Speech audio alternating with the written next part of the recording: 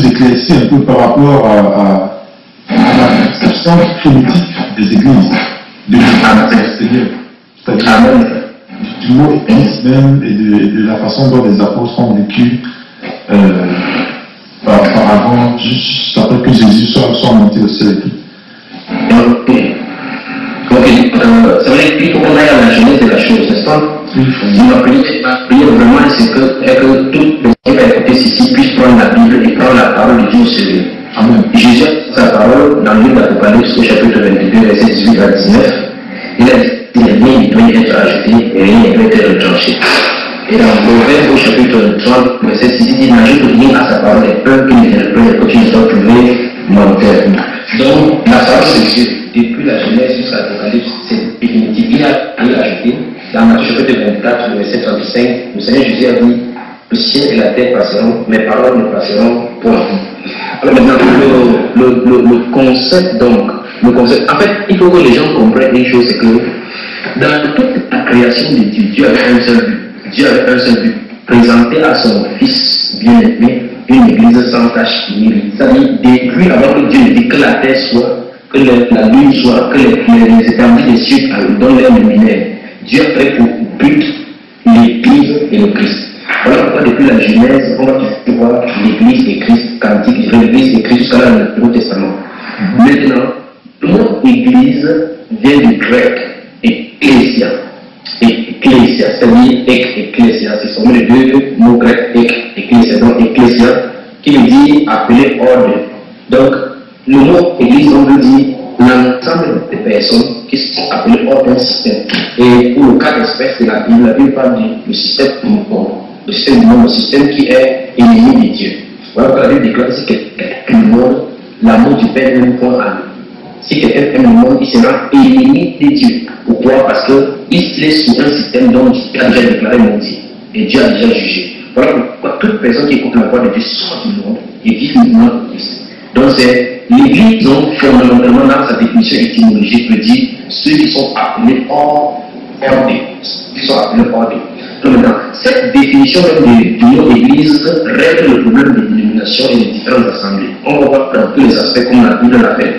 Pourquoi est-ce qu'il dit ceci? Parce que le concept de l'église, la définition de l'église, on a dénaturé cela aujourd'hui en donnant au bâtiment l'extampille l'église. Voilà, on peut avoir aujourd'hui l'église catholique, l'église protestante, l'église pentecôtiste, frère église. Or, ce concept est comment toucher frère, Dieu voit, le cas de dénomination, on va comprendre mieux pourquoi la dénomination est anti-scripturelle, donc satanique, c'est-à-dire antichrist et diabolique. Je crois que le mot est bien pesé. Pour tous ceux qui ont pesé, le mot est bien pesé, diabolique, anti-scripturel et c'est satanique. Donc, le mot église, donc, dans tout le Nouveau Testament, c'est mentionné 114 fois. Le mot église est mentionné 114 fois dans le Nouveau Testament. Et la première mention du mot église se trouve dans cette déclaration de notre Seigneur Jésus-Christ dans Matthieu chapitre 16, verset 18, où il a dit à Pierre, je bâtirai mon église et les portes du royaume de mon ne prévaudront point contre elle. Donc voilà la première mention dans la Bible du mot église. Bien que dans le grec, si on lit psaume 22, verset 22 et psaume 16, il dit tu publieras ton nom au milieu de l'assemblée. Parce que dans la traduction de la Bible, par exemple, il est écrit l'assemblée. Donc les différentes interprétations, il y a quand il parle de l'assemblée. Là-bas, Cana veut dire assemblée dans le premier, ça veut dire l'église, parce que c'est l'assemblée des juifs et autres. Mais le mot église dit par le Seigneur, selon la traduction grecque ecclésia, dans le grec, parce que le mot Seigneur est en grec, c'est dans Matthieu chapitre 16, le verset 18. Et là-bas, le Seigneur Jésus parle de l'église unie. Il dit je bâtirai mon église. Cette déclaration, frère, est solennelle. Pourquoi la déclaration solennelle? Parce que c'est le Seigneur Jésus qui bâtit son église. C'est contraire aujourd'hui quand les gens disent je vais t'échapper de mon église. Soit de mon église, je ne sais pas comment je vais te bâtir cela. En fait, ce qu'ils veulent dire, c'est soit de mon entreprise. Parce que les gens se font bâtir leur entreprise. Alléluia. Donc, c'est Jésus qui bâtit son église. Et s'il bâtit l'église, quand quelqu'un veut bâtir une maison, il a le plan de la maison. Il a le plan des chambres, des cuisines, des bouches, et ainsi de suite. C'est lui qui décide de qui va faire quoi, de quoi doit être où. Donc, Jésus dit, c'est lui qui bâtit l'église. Et remarquez très bien, c'est lui qui choisit les apôtres pour les envoyer, pour qu'ils soient le premier, le fondateur de ces choses-là. Donc, c'est le Seigneur qui dit son église à lui. Dans Actes chapitre 20, le verset 28, il va dire, l'apôtre Paul va dire aux anciens de l'Église, il est pensé le suppose surtout que le Seigneur vous a établi évêque de cette Église-là qui fait partie de son propre sang. De son propre sang, le Seigneur a établi évêque. Donc, la seule définition et la deuxième mention dans le Matthieu chapitre 18, le verset 18, où il parle des régularisations des conflits, la règle comment régler le conflit dans la société. Si un frère pêche contre un frère, comment il faut faire? Il dit que si le frère n'est pas d'accord, il faut aller au monde. Maintenant, ici, il s'agit d'une église locale. Le Seigneur Jésus dit, j'ai passé mon église dans Matthieu chapitre 7, verset 18, ça c'est l'église universelle. C'est quoi l'église universelle? C'est dans la pensée du Seigneur. Je ne parle pas seulement de pensée théologique, diabolique ou autre. Je parle de la pensée du Seigneur, ce que Dieu veut, le plan parfait, ce que Dieu appelle dans sa définition étymologique par l'église universelle. Parce que l'universel était catholique, donc ce n'est pas parce qu'on dit l'église catholique que ça veut dire universelle. Ok. C'est que le Seigneur appelle par l'église universelle, ou bien le corps du Seigneur Jésus, puisqu'on va appeler le corps de Christ, c'est l'ensemble de tous ceux qui sont nés, c'est-à-dire de baptiser son esprit. Et puis la première Pentecôte, quand l'apôtre a prêché, 3000 personnes ont cru. Juste à ce que le Seigneur Jésus dit, tous ceux qui vont recevoir le Saint-Esprit et être scellés par le Saint-Esprit. Tout cela appartient à ce corps qu'on appelle le corps de Christ. Voilà donc pourquoi on appelle dans le livre de 1 Corinthiens chapitre 12, le verset 13, il dit que nous tous donc, qui ont été appelés dans cette vie pour former un seul corps, soit juif, soit grec. Amen. Donc, du Saint-Esprit qui intègre un être humain dans ce qu'on appelle l'Église. Donc, frère, cette définition règle le problème des bâtiments et des illuminations. Parce que c'est un corps, c'est êtres humains. Dans Hébreux chapitre 3, le verset 6, la Bible déclare que Moïse était comme serviteur sur sa maison. Maintenant, Jésus est comme fils sur sa maison. Il déclare clairement, et sa maison c'est nous. Sa maison c'est nous. Voilà pourquoi dans 1 Corinthiens chapitre 3, le verset 16 et 17, il dit, ne savons pas que vous êtes le temple de Dieu, vous êtes une maison, vous êtes le temple de Dieu, que l'Esprit de Dieu habite en vous. Si quelqu'un détruit le temple de Dieu, Dieu le détruira lui-même. Le temple de Dieu est saint. Et c'est ce que vous êtes. Vous n'êtes pas un lieu. Parce que je me rappelle très bien que j'ai demandé la définition de l'église à quelqu'un qui avait fait des péchés. Il a dit que l'église est un lieu saint où les gens se ressemblent pour louer, adorer Dieu. La définition est séduisante, donc anti-scripturelle. Donc, mon frère, bien-aimé, bien-aimé, l'église, c'est l'ensemble des êtres qui ont cru en Jésus-Christ, ont été scellés de son Saint-Esprit. Ce sont ceux qui sont appelés l'église. Alors, pour cela, ils sont dans la Bible. Ils sont dans la nulle part dans la Bible, l'église n'est appelée un bâtiment. Nulle part dans la Bible. Donc, tout à l'heure, j'ai parlé de deux mentions. Et les deux mentions-là, je sais pourquoi j'ai dit cela, c'est parce que ces deux mentions, les deux premières mentions de les mots église-là, donnent les deux distinctions de l'église qu'on va voir tout au long du Nouveau Testament. La première mention, il est question de l'église universelle, donc l'ensemble des parents, comme j'ai dit. Maintenant, la deuxième mention, il s'agit de l'église locale. En dehors de ces deux mentions-là, il n'y a pas d'autres mentions de l'église comme un lieu, comme une situation géographique. Non. Il s'agit de l'église universelle, de l'église locale. Donc, le Nouveau Testament, bien exactement ceci, c'est que l'église dans la Bible est soit appelée l'église universelle, soit l'église locale. Et c'est la pièce d'achoppement qu'on est au niveau de l'expression physique de l'église locale. On va voir cela dans la continuation. Donc, Dieu voulant, nous allons voir vraiment tous les développements et puis par la suite, voir d'où est partie la dérive, parce que c'est très important. Comment nous allons commencer à vivre par rapport à la parole de Dieu. Et puis voilà pourquoi le Seigneur nous a envoyé de la fin afin que nous rendions un modèle exemplaire. Souvenons chaque fois quand les Juifs, quand les gens qui avaient la loi, la Torah, avant avaient péché, quel que soit le temps qu'ils avaient duré leur péché, Dieu envoyait les gens pour dire retourner à la parole. Si on prend l'exemple d'un livre inconnu où David est allé prendre l'âge de l'alliance, à partir de ces cas, on lit clairement que lui il a tendu la main pour soutenir le château où l'âge de l'alliance était posé. Dieu a frappé par le feu. Pourquoi? Parce que l'erreur qui était l'âge de l'alliance devait être porté par les Lévites et sur les épaules. Voilà pourquoi l'âge de l'alliance avait été assorti par 4 barres où 4 personnes devaient porter, représentant ainsi les 4 évangiles et à l'intérieur porter l'onction de Saint-Esprit qui est la charte. Les 4 évangiles. Les 4 évangiles. Donc voilà pourquoi rien ne peut être touché.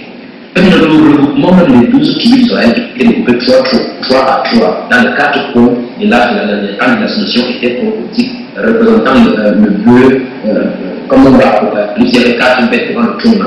Donc voilà pourquoi Dieu était corrigé David afin qu'il sache qu'on ne place pas de. Donc David a même bien épris qui juge que si on fait ceci c'est bon. Quelque chose est vraiment être bon pour Dieu, pour maison et entièrement déconnant pour Dieu. Et ce qui est dans 1 Chronique chapitre 2 déclare que la chose paraît bonne à tout le peuple, à tous les princes. Et David a un conseil avec les anciens d'Israël. Mais il avait raté. Il y avait le prophète Nathan en Israël. Il devait consulter le prophète. Donc, quand il va consulter, quand les choses semblent dévier, le moment est là où Dieu a envoyé ses prophètes pour éclairer, pour faire réveiller, parce qu'ils sont les fortes paroles de l'Éternel. Alléluia. Donc, David a fait raboter le plus bon bois jusqu'à dire son chariot de passer pour Pharaon. Il n'y avait pas de problème. Donc, Dieu d'Israël avait décidé que ce sont les Lévites qui porteraient l'arche de l'Alliance, parce qu'ils avaient été mis à part pour ce service. Or, remarquez, cette faute-là, David, un père d'enfant, est mort. Imaginez que Isa avait une femme qui l'attendait à la maison. Les enfants qui se comment aller à l'école, ils ne pourront que jamais le faire à cause de la bêtise. Maintenant, la sanction, elle semble être sévère. Il suffit de porter seulement l'arche d'Alliance sur les épaules, mais quelqu'un l'a mis dans le chariot. Mais dans le chapitre 15, quand le prophète Nathan dit, David lui-même ouvre sa bouche et il déclare aux Lévites, parce qu'il ne dit pas la première fois, l'Éternel nous a frappés, parce que nous n'avons pas, écoutez bien ça, parce que nous ne l'avons pas cherché selon la loi, selon la parole. Quand Josias a fait la première réforme dans le temple de Dieu, lorsqu'on a fait dans le livre de 1 roi, il a déchiré ses vêtements. Ils ont eu des malédictions, et ils ont compris que toute la malédiction qui est venue sur Israël, c'est parce qu'ils n'ont pas respecté la parole de Dieu. Et Josias s'est appliqué tout ça, c'est-à-dire à mettre en pratique la parole de Dieu. Parce qu'il avait dit, Dieu passe chaque fois qu'il réitère la même parole qu'il a dit initialement.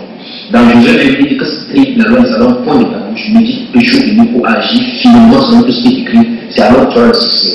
Il dit la même chose à David, la même chose au roi Salomon, à 1 roi chapitre 2, verset 2. Donc Dieu ne peut pas changer, il ne peut pas dire une chose, il dit le après. C'est pour Dieu pour bien aimer que la Bible dit dans le livre que toutes ces choses étaient longues des choses à David. Souvenez-vous au début, j'ai dit le plan parfait, le but parfait dans la pensée du Créateur, c'est l'Église. Donc voilà pourquoi vous pouvez les lois, les récomptes étant l'ombre des choses à venir. Donc c'est ici pour dire, si Dieu a puni sur la loi, sur ce qui n'était pas parfait, et maintenant le sang précieux du papier de nous signifie à laver l'Église. On devait faire attention à la manière d'avancer. Parce qu'il a dit, j'ai bâti mon Église. Ce Seigneur dit, j'ai bâti mon Église, crois que même de Dieu a été terminé depuis l'éternité. Et la Bible déclare que nous sommes ressuscités et assis avec lui ensemble dans les lieux célestes en Christ. Il attend que nous attendons seulement la résurrection. Alléluia. Maintenant c'est, il faut que nous puissions seulement mourir, seulement mourir par le vent du Saint-Esprit. Être obéissant parce que jamais que ça sera difficile de comprendre. Mais l'aide du Saint-Esprit là pour nous ramener à la compréhension. Parce que tellement nous sommes endurcis dans la séduction religieuse. Et plusieurs années nous avons passé plusieurs années dans le faux, c'est que quand la vérité sortira, comme maintenant c'est le temps du soir, on essaie de ce qui est bon, ce qu'il faut, ce sera difficile d'amener la vérité. Maintenant, j'ai pris comme ça depuis tout le cœur de chaque personne, afin qu'on examine les Écritures. Si rien ne doit être ajouté, rien ne doit être retranché. Donc, si on voit à l'examination, par l'examination des Écritures, que les dénominations ne sont pas structurées, que quel que soit le nombre de membres que nous avons, quel que soit l'étendue, le pouvoir, la voix que nous avons, il faut que nous ayons une unité pour casser toutes ces choses et être unis au modèle biblique de l'Église. Amen. Amen, amen, frère. L'Ancien Testament, nous avons dit que c'était l'homme des choses à venir. Et dans 1 Corinthiens, la Bible déclare que cette chose leur est arrivée pour nous servir d'exemple à nous qui sommes parvenus à la fin du siècle. Il faut qu'on fasse attention. Souvenons-nous, c'est l'Église du Seigneur. L'Église du Seigneur est bâtie par l'être humain. La Bible, il a dans Éphésiens 4, 11, il a donné le temps, on se a fait les uns contre les autres. Et dans 1 Corinthiens, nous avons dit qu'un seul et même esprit explique toutes ces choses à chacun en particulier, le corps humain. Donc, c'est le Saint-Esprit qui unit les termes. Si on peut prendre ça à l'image, nous sommes les pierres différentes et ce qui nous unit là, c'est le Saint-Esprit qui met tout cela ensemble, comme la pôle, comme le ciment, comme le père, la mission va vie. Amen. Amen. Donc, je peux vous demander juste de couper peut-être ta vidéo parce que ça commence un peu à peut-être que ça ira mieux sans vidéo. Ok, c'est bon là. C'est bon là. Voilà, c'est parfait. C'est parfait.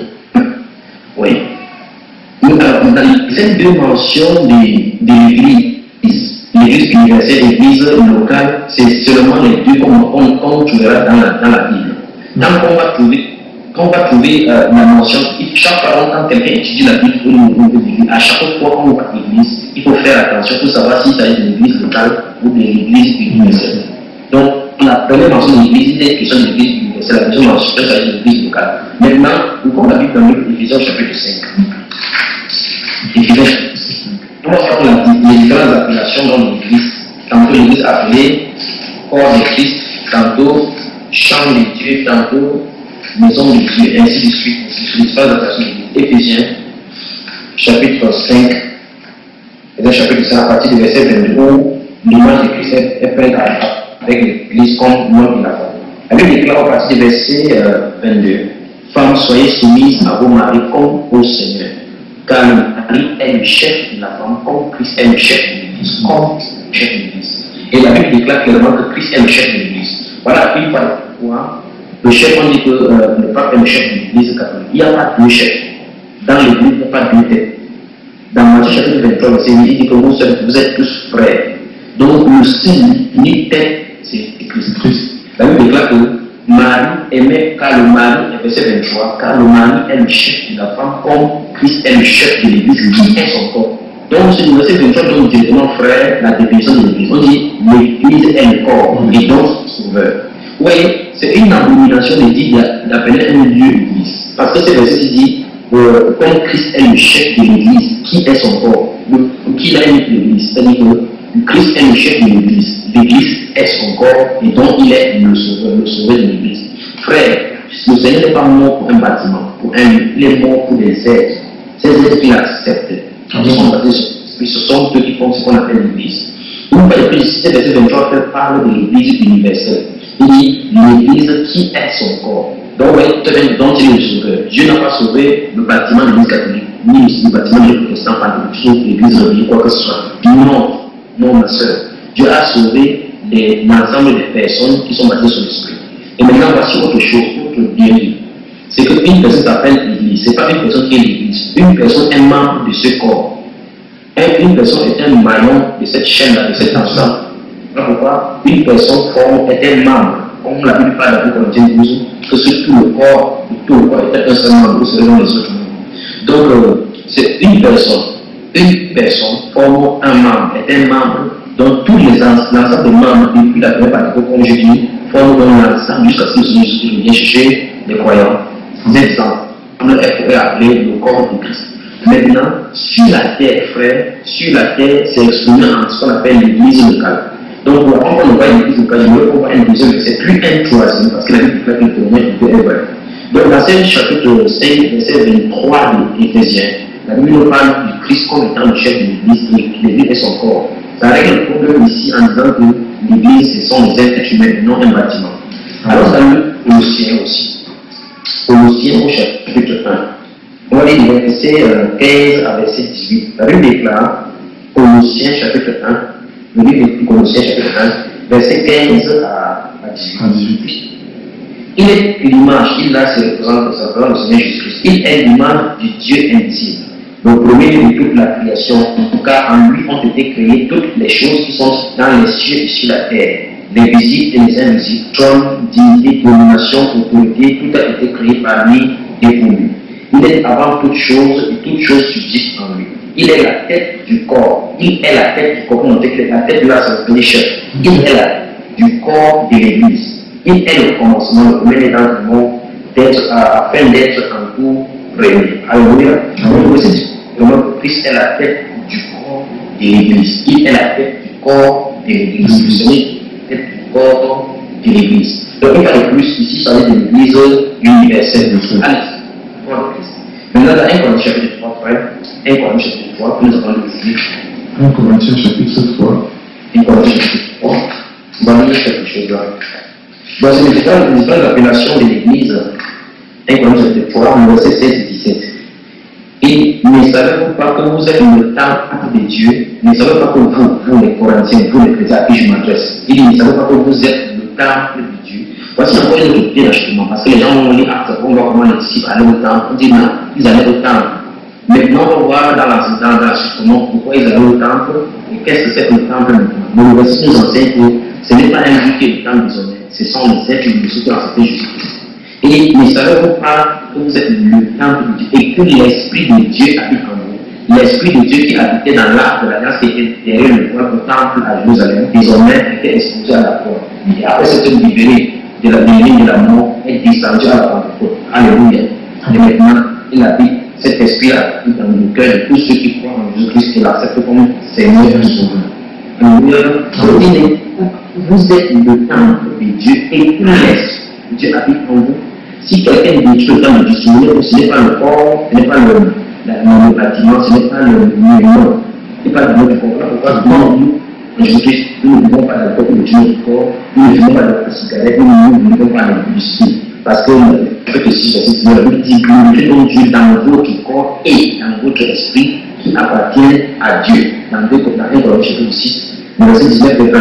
Donc ici, quelqu'un détruit le temple de Dieu le détruira lui-même, car le temple de Dieu est saint et c'est ce que vous êtes. Alors, cette déclaration montre clairement que le temple de Jérusalem où les chrétiens ou les bâtiments, ça n'a absolument aucun sens. Parce que les gens qui un dimanche ne prient pas dans la rencontre du Seigneur, alors que le Seigneur se trouve à l'intérieur de par son esprit. Alléluia. Puis l'appellation, il dit temple de Dieu. Si nous avons verset 9, si nous avons le verset 9 et le verset 10, et nous avons le verset 9 particulièrement, ce même chapitre, il dit car nous sommes oubliés avec Dieu, vous êtes le champ de Dieu, l'édifice de Dieu. Frère, voilà les différentes appellations de l'église de ce Seigneur qui sont sorties. On dit car nous sommes oubliés avec Dieu, vous êtes le champ de Dieu. Donc, l'église, les membres de l'église sont appelés le champ de Dieu, l'édifice de Dieu, le temple de Dieu. Dans Éphésiens chapitre, j'ai dit, le dernier verset, Hébreux chapitre 3. Hébreux chapitre 3.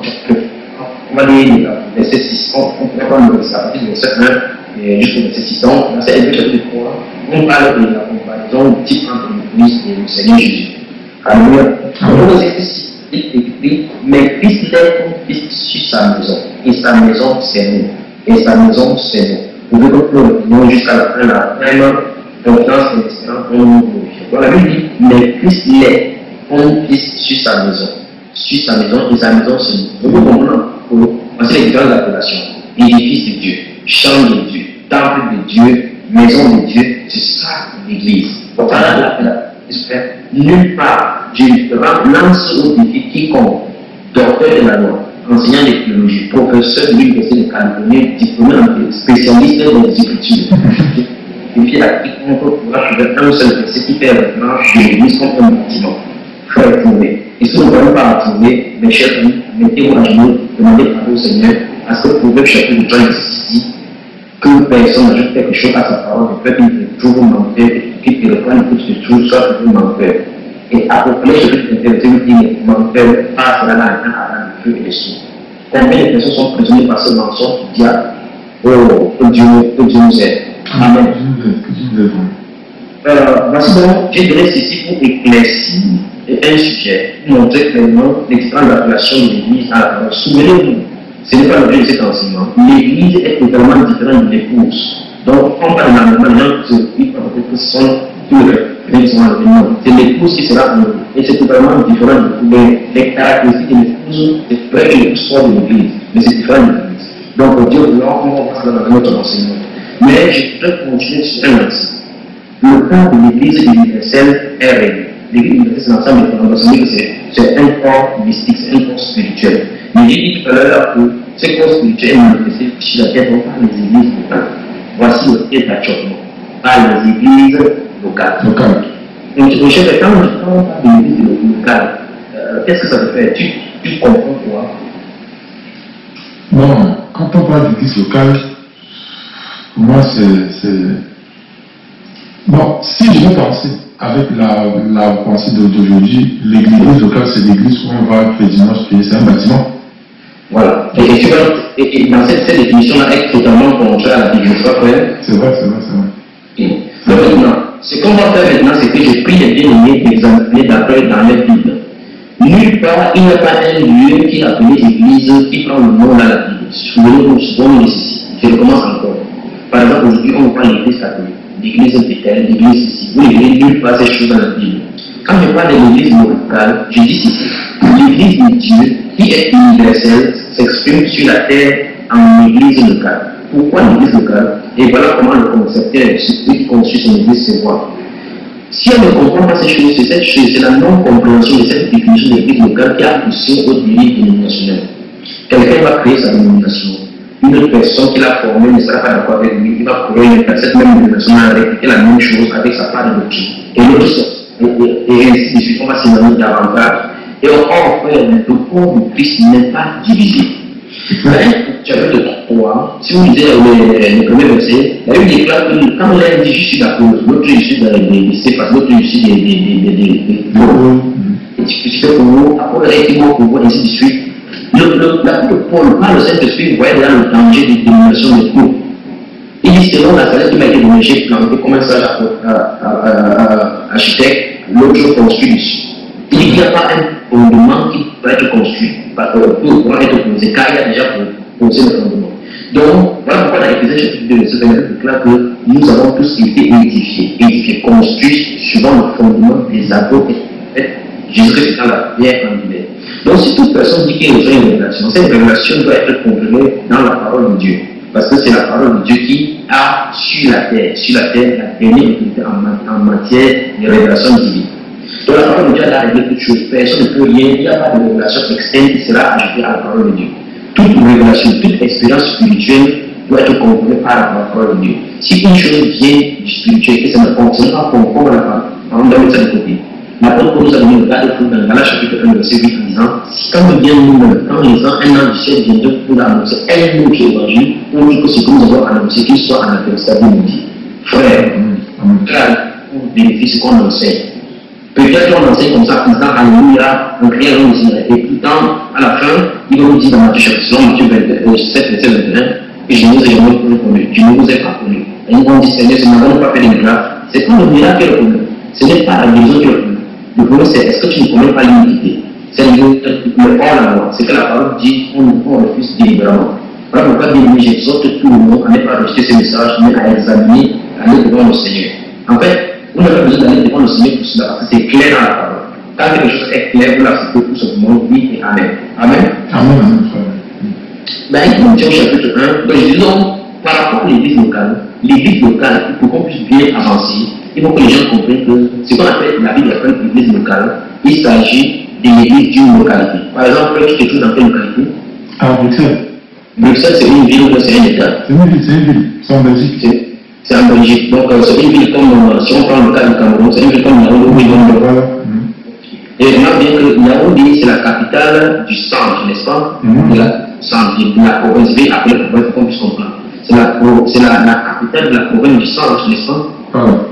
Et maintenant, voici donc la chose, d'après le Seigneur, si la Bruxelles est grande en superficie, si Bruxelles est une ville, pas un État, pas un pays, alors le quartier dans lequel tu te trouves, si on prend la limitation de Bruxelles, je ne sais pas quelle ville au nord, au sud, à l'est, qui sont les villes limitrophes de Bruxelles.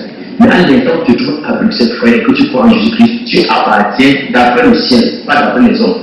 Tu appartiens à l'église de Bruxelles. Amen. Dieu de gloire qui est au ciel voit à Bruxelles une seule église. Et cette église, c'est l'église locale. Alléluia. C'est ça que la Bible appelle l'église locale. Donc l'église locale, ça veut dire que maintenant, ce que les gens ont conçu, c'est qu'à Bruxelles, il y a plusieurs dénominations.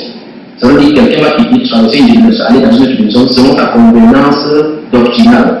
Ce n'est pas la parole de Dieu. Maintenant, il dit, dans la ville de Bruxelles, à les différents chrétiens qui sont assemblés dans différents endroits. Cette réunion de personnes, cet ensemble de personnes dans tout le territoire de Bruxelles, ceux qui ont, je ne parle pas de religieux, je parle de ceux qui sont mouillés, parce que 2 Timothée chapitre 2, verset 19 dit que le Seigneur connaît ceux qui lui appartiennent. Il a cette parole qui dit c'est les sous. Le Seigneur connaît ceux qui lui appartiennent. Et quiconque prononce le nom du Seigneur, qui s'éloigne de l'iniquité. Donc, tous ceux à Bruxelles, qui sont nés, quand il y a des nés, ça veut dire qui ont été baptisés du Saint-Esprit. Il faut qu'on se comprenne très bien. Je parle de ceux qui sont baptisés, je ne parle pas de ceux qui parlent en langue, parce que les parlent en langue, il y en a tellement. Je parle de ceux qui sont baptisés du Saint-Esprit. Alors, tous ceux qui sont baptisés du Saint-Esprit, authentiquement comme autant les apôtres. Tout cela à Bruxelles, donc pour ce que la Bible appelle l'église de la localité de Bruxelles. Pas l'église à Bruxelles. Donc, comme on va parler ensuite, voilà pourquoi vous allez voir, par exemple, on va parler de l'église de Corinthe, l'église d'Éphèse, l'église de Laodicée, l'église de Philadelphie. Vous avez remarqué les frères? Donc, là, lors de la lecture prochaine de votre Bible, faites attention à chaque fois que l'église sera marquée soit au pluriel, soit au singulier. Et nous allons voir dans un plan d'unité du Seigneur Jésus-Christ que le Saint-Esprit a révélé à ses saints apôtres. Que lorsque l'église est marquée au singulier, il y a un pourquoi. Lorsque l'église est marquée au pluriel, il y a un pourquoi. Commençons par l'appellation de l'église au singulier. Amen. Amen. Alors, dans le livre de 1 Corinthiens chapitre 1, on va lire les instructions. Et puis on va voir quelque chose. 1 Corinthiens chapitre 1. Corinthiens chapitre 1. Oui, 1 Corinthiens chapitre 1, le verset 1 et 2. Je lis? Oui, lis, frère, lis. Ok. Paul, appelé à être apôtre de Jésus-Christ par la volonté de Dieu, et les frères Sosthène, à l'église de Dieu qui est à Corinthe, à ceux qui ont été sanctifiés en Jésus-Christ, appelés à être saints, et à tous ceux qui invoquent en quelque lieu que ce soit le nom de notre Seigneur Jésus-Christ, leur Seigneur et notre Sauveur. Et le nôtre pas. Amen. Amen. Alors, c'est quoi le dit Paul appelé à être apôtre de Jésus-Christ par la volonté de Dieu et le frère Sosthène. Le premier destinataire dit à l'église de Dieu qui est à Corinthe. Vous remarquez que c'est l'église de Corinthe. Or, pour d'autres frères, Corinthe c'est une ville. Je veux que les gens comprennent l'église locale. Vous ne verrez nulle part ici le fait que l'apôtre fondait son ministère comme Paul ministre, apôtre ministre of Paul, et apôtre fondait son frère, mais il dit à Paulos ministre. Non, les telles abominations sont des tréfonds de ténèbres. Ce n'est pas de Dieu. Donc, si quelqu'un envoie de Dieu, il va répliquer le même schéma que Dieu a posé comme fondation. Alléluia. Il dit à l'église de Dieu qui est à Corinthe. À l'église de Dieu. Et si vous voulez 2 Corinthiens chapitre 1 également, dans l'introduction, il fera alors, nous, en fait, nous écrivons des phrases de quelques livres que ce soit, il est certain qu'une autre pensée humaine puisse nous contredire, parce que nous avons un esprit d'unité. Mais ici, c'est le Saint-Esprit qui parle au travers de l'homme, parce qu'il a tellement avec ses paroles qu'elles soient parfaites. Voilà pourquoi chaque fois quand il va faire une mention de l'église au singulier, frère, il y a un plan merveilleux derrière tout ça. Maintenant, comprenons-nous. Chaque fois quand il va parler de Corinthe, de l'église de Corinthe, l'église est au singulier. Chaque fois qu'il va parler de l'église d'Éphèse, c'est au singulier. Après, chapitre 2, on peut voir cela écrit à l'église d'Éphèse. Il ne dit pas frère, il ne dit pas écrit aux églises d'Éphèse. Amen. Amen. Donc, quand il s'agit d'Éphèse, quand il s'agit de Jérusalem, quand il s'agit d'Antioche, quand il s'agit de Corinthe, comme on a vu là, l'église sera toujours au singulier. On va voir. Maintenant, on dit l'église au singulier. Et il y en a tellement de versets. Mais il laisse comme ça la piste pour que quelqu'un puisse aller encore dans le fruit pour voir. Tout à l'heure, on voit l'église au pluriel. Donc, allons dans les Actes des Apôtres, chapitre 20. Actes des Apôtres, chapitre 20. Chapitre 20. Oui, cette Bible a fait dire qu'aujourd'hui, les gens disent dimanche, je m'en vais à l'église. Comment on peut être quelqu'un qui forme le livre aller quelque part à l'église? C'est assez de dont il se dit. Ça veut dire que je m'en vais sur moi-même. Je m'en vais sur moi-même. Et les prédicateurs disent, on dit, homme de Dieu, dit ça au Dieu. Que vous ne venez pas à l'église dimanche. Comment l'église peut aller à l'église? C'est quand même curieux. Il faut la redondance. Actes des Apôtres, chapitre 20. Verset 17. Verset 17. La Bible dit, cependant, Paul envoya chercher à Éphèse. Remarquez bien. Cependant, Paul envoya chercher à Éphèse les anciens quoi? Les anciens de l'église. Il n'a pas dit les anciens des églises. Si ça avait été nous, avec d'autres idées corrompues, on devait dire, comme à Éphèse, il y en a plusieurs assemblées là-bas, on va dire les anciens des églises. Et faisons cette faute-là sans nous en rendre compte. Il dit les anciens et on dit les anciens des églises. Dans le chapitre 14, le verset 23, nous disons, chapitre 14, le verset 23, là, ça peut toujours. Chapitre 14, le verset 23. Les frères. Donc, il fit nommer des anciens dans chaque église, et après avoir prié et gêné, il leur recommandait au Seigneur en qui ils avaient cru. Alléluia. Amen. Alors, dans Tite chapitre 1, Tite, chapitre 1, verset 5. Chapitre 1, verset 5. Oui. Ok. Je t'ai laissé en Crète afin que tu mettes en ordre ce qui reste à régler. Et que selon mes instructions, tu établisses les anciens dans chaque ville. Vous avez déjà entendu, frère?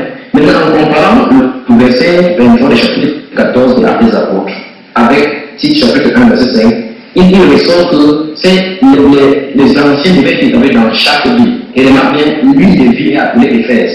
Il dit, je t'ai laissé en Crète afin que tu mettes en ordre ce qui reste à régler et que selon mes instructions, tu établis des anciens dans chaque ville. Et dans ces actes chapitre 20, il dit, c'est pendant les Paul envoie chercher à Éphèse, qui est une ville. Éphèse c'est une ville. Éphèse c'est une ville en Asie mineure. Éphèse, parce qu'en Asie mineure, il y a 7 églises. Selon le chapitre 2, chapitre 3. Il dit ici, dans cet acte chapitre 20, verset 17, il dit, cependant 2000, Paul envoya chercher à Éphèse les anciens de l'église. Donc chaque ville, une ville égale une église. Je répète encore. L'église locale selon Dieu, c'est une ville, une église. On va dire l'église de Douala, l'église de Libreville, l'église de Lagos, l'église de Samba. Alléluia. Amen. L'église de Bruxelles, l'église de Paris. On ne peut pas dire les églises de Paris. Ce n'est pas possible devant Dieu. Parce que Paris c'est une ville. Paris c'est une ville. Donc, le cas de Bruxelles, c'est une ville, alors on va dire les anciens de l'église de Bruxelles. Tu vois, parce que les dimensions sont totalement différentes du concept de Christ.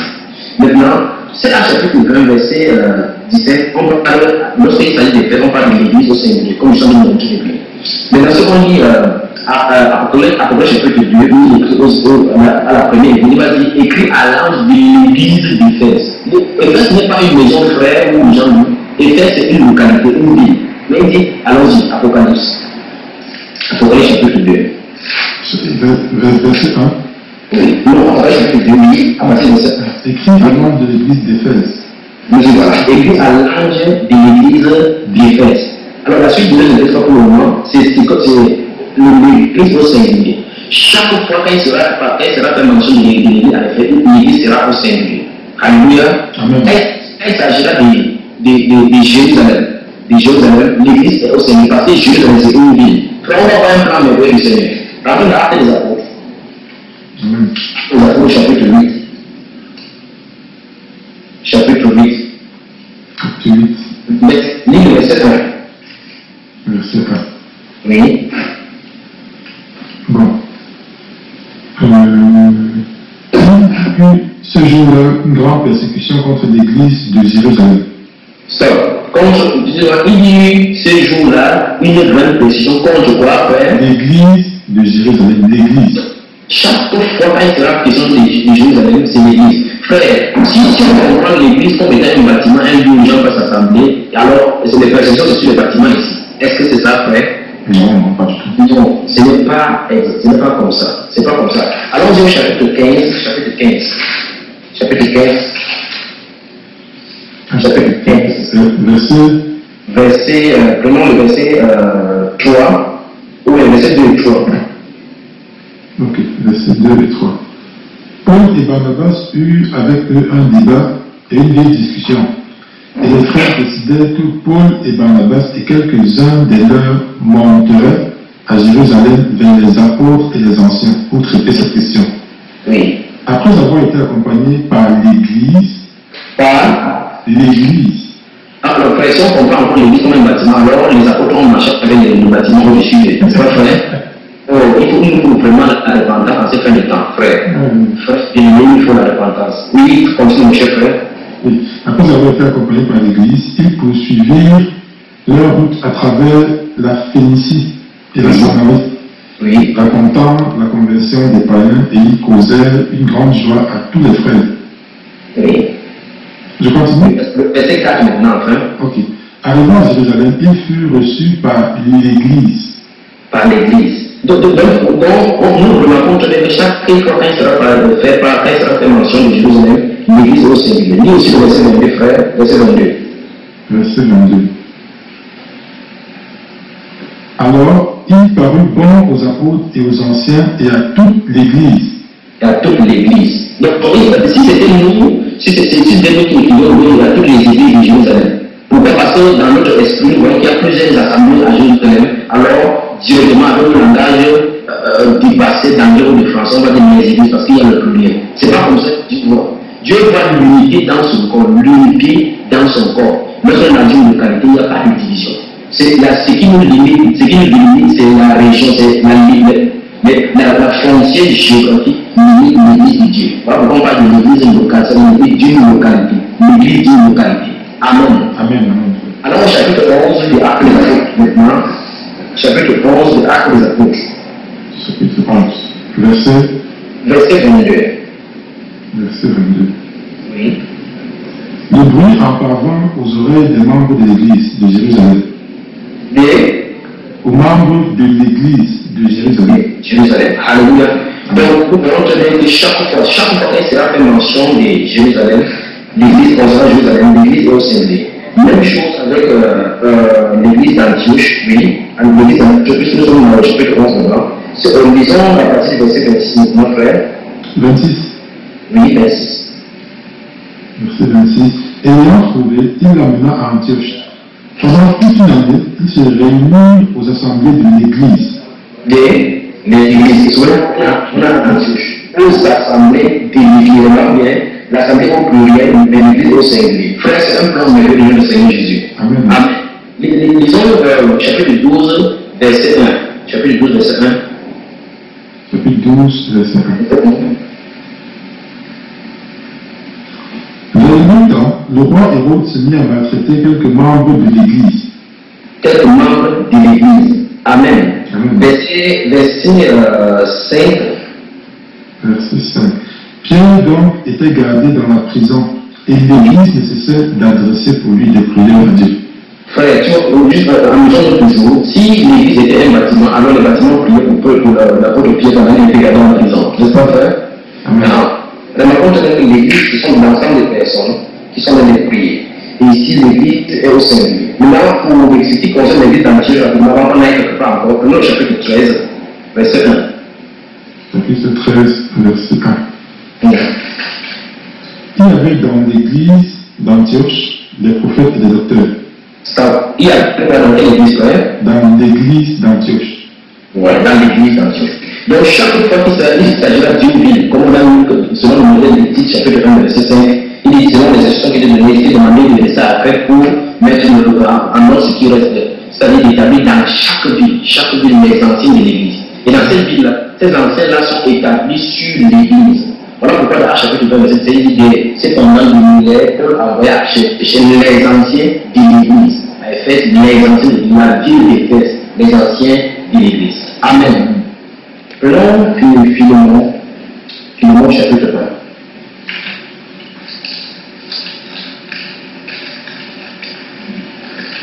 1. Philémon chapitre 1. C'est ça. Les frères. Verset 1.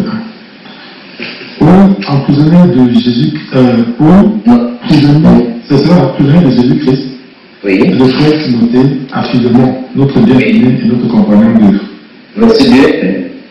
À la sœur Asia, à Archip, notre compagnon de combat, Oui. et à l'église qui est dans ta maison. Amen. L'église qui est dans ta maison. À l'église qui est dans ta maison. C'est pas la maison qui a appelé l'église, c'est l'église qui est dans sa maison. Une fois de plus, on voit que ce sont les croyants qui sont dans la maison. Et ici, on va voir, comme on a déjà la personne géographique, on va voir maintenant comment il s'est réalisé. On va reprendre ce verset ici. Il dit, cette église est liée dans la maison. Donc on peut dire directement, il y en a tellement de versets, c'est que dans la localité par exemple de Bruxelles, vous devez revenir dans une maison. Une maison, c'est un lieu d'habitation. Un temple de communication, c'est un lieu de culte où après vous avez quitté, vous fermez, vous allez vous les lieux comme ça, avec les chefs des anciens, les chefs des autres églises, de votre système babylonien. C'est pas ça. Donc il parle de maison ici. Il dit l'église qui est dans sa maison, c'est pas la maison qui est l'église. Il ne va pas à l'église. Quand l'église finit la réunion, il part que la maison reste une maison, l'église est partie. Amen. Amen. Voilà. Donc, en résumé, en première partie, il est question de l'église locale. Et l'église locale a son appellation. Autrement dit, aucun rassemblement ne doit prendre aucun nom. Si quelqu'un prend un nom, puisqu'il le nom de Jésus-Christ, ils n'appartiennent pas au Jésus, ils sont étrangers au Nouveau Testament. Donc, à l'instant où vous réunissez dans une localité, supposons par exemple le cas de Bruxelles, dont je vais parler, vous vous rassemblez dans votre maison. Vous mettez le nom, si vous mettez le nom Église de Bruxelles, vous êtes fautif devant Dieu parce que ce n'est pas vous ceux qui forment l'Église de Bruxelles. L'Église de Bruxelles, c'est l'ensemble des croyants qui sont mis dans différentes maisons parsemées dans Bruxelles. Il y a une maison où il y a 2 personnes, une maison où il y a 100 personnes, une maison où il y a 6 personnes. Cette maison est l'ensemble, c'est le Seigneur qui va les délimiter. C'est le Seigneur qui connaît tout ce qui appartient à son corps. C'est cet ensemble qui est appelé Église de Bruxelles. Ce sont des êtres humains, je recommence. Ce n'est pas un endroit où on va mettre une pancarte, une plaque pour dire voici l'Église de Bruxelles. Non, ce n'est pas visible, l'Église de Bruxelles. Mais l'entité physique, ce sont des êtres humains qui sont fondus à part entière dans la société. Tout cela Dieu est comme étant l'Église de Bruxelles. Voici un peu la chose. Dans le Colossiens chapitre 4, l'apôtre Paul écrit, lorsque cette lettre sera lue chez vous aux Colossiens, faites-en de ça en sorte que vous lisez également ce qui proviendra de Laodicéen. Donc, à Laodicée, on est le même circulaire, le même lettre, comme nous avons la Bible à Bruxelles, à Paris, comme cela. La même Bible doit être lue là-bas, n'importe où, on va faire lire. Voilà comment les parchemins circulaient. Et ils étaient unanimes dans la doctrine. Il n'y a pas de discussion. Dans 1 Corinthiens 11, verset 5, il dit que si quelqu'un se plaît à contester, il n'aurait pas cette habitude. Pas plus que les églises de Dieu, pas plus que les églises de Dieu. Donc le monde entier ne va pas contester la parole de Dieu. Amen.